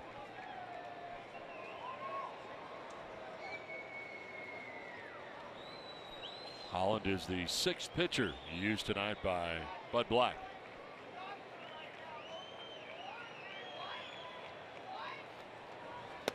Strike 2.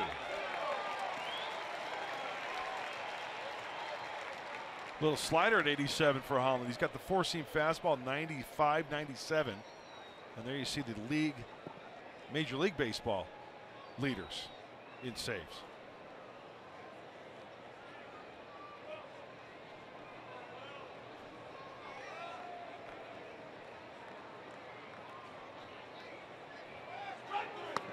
Myers strikes out for the 4th time tonight. 1 down in the 9th.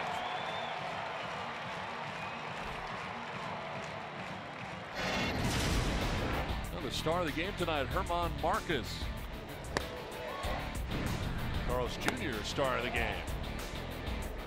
Marquez 6 2/3, 3 runs, struck out 9. Line for the victory right now. One of the young arms in their rotation for the Colorado Rockies. We talked about them earlier. They've got a good crop of young arms. Hoping to do good things here in the Mile High City. 1 out for Hector Sanchez. Rockies going into the shift as he takes strike 1.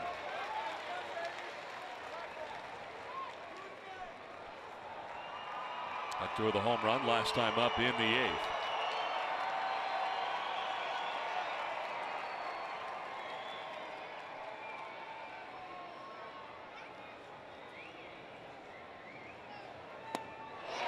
Oh, 2.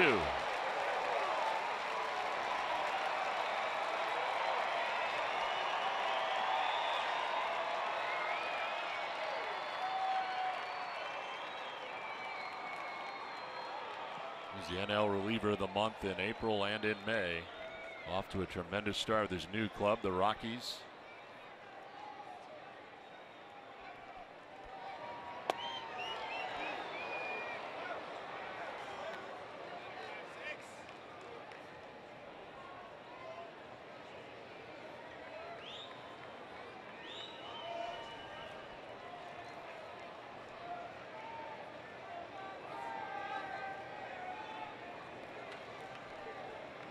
One out in the 9th, and Hector Sanchez down 1-2. Swing and a miss. Got away briefly from Walters. He'll throw him out. 2 down. 2 strikeouts to the first 2 hitters for Greg Holland. Looks like he buried the slider in the dirt.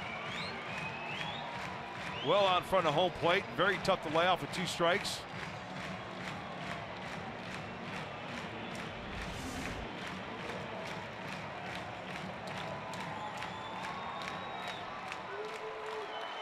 Two down in the 9th inning.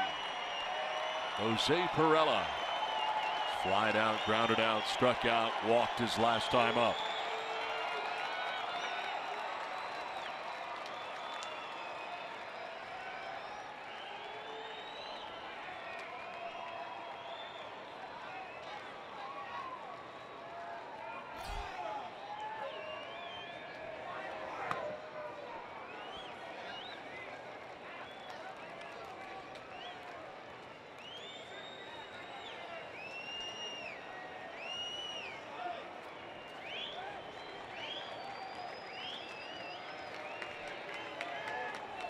That is only blown save of the season on the 15th of June. That was against Tampa Bay. 1-1. Blew the save but ended up getting the win in that game as the Rockies came back to beat the Rays. It's the only blown save he's had all year. A ball and a strike to Jose Pirela with 2 down in the 9th.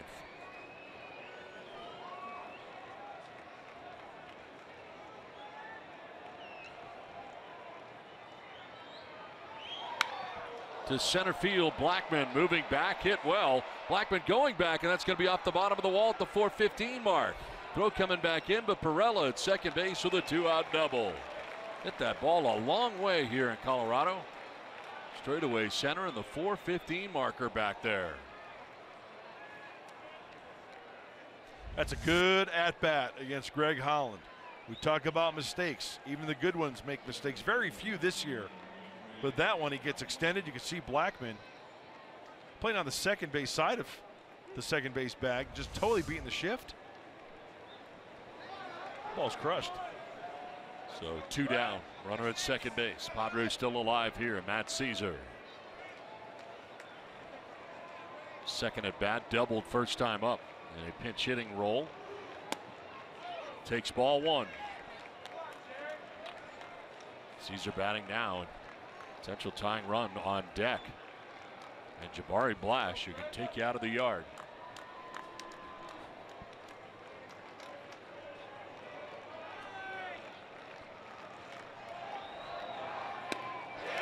One and one. That is a good tight slider right there. Late movement from Greg Holland.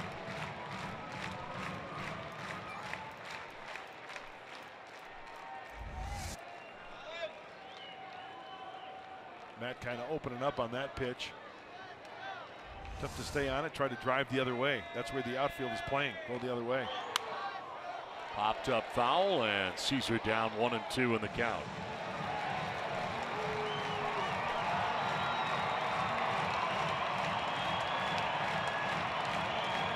Two down, 9th inning. Padres trailing by 3, have a runner at second.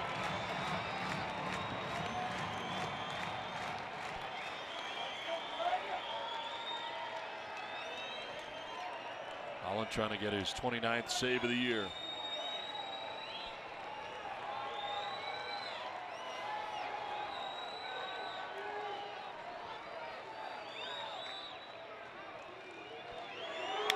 On the ground to shortstop. Story's got it.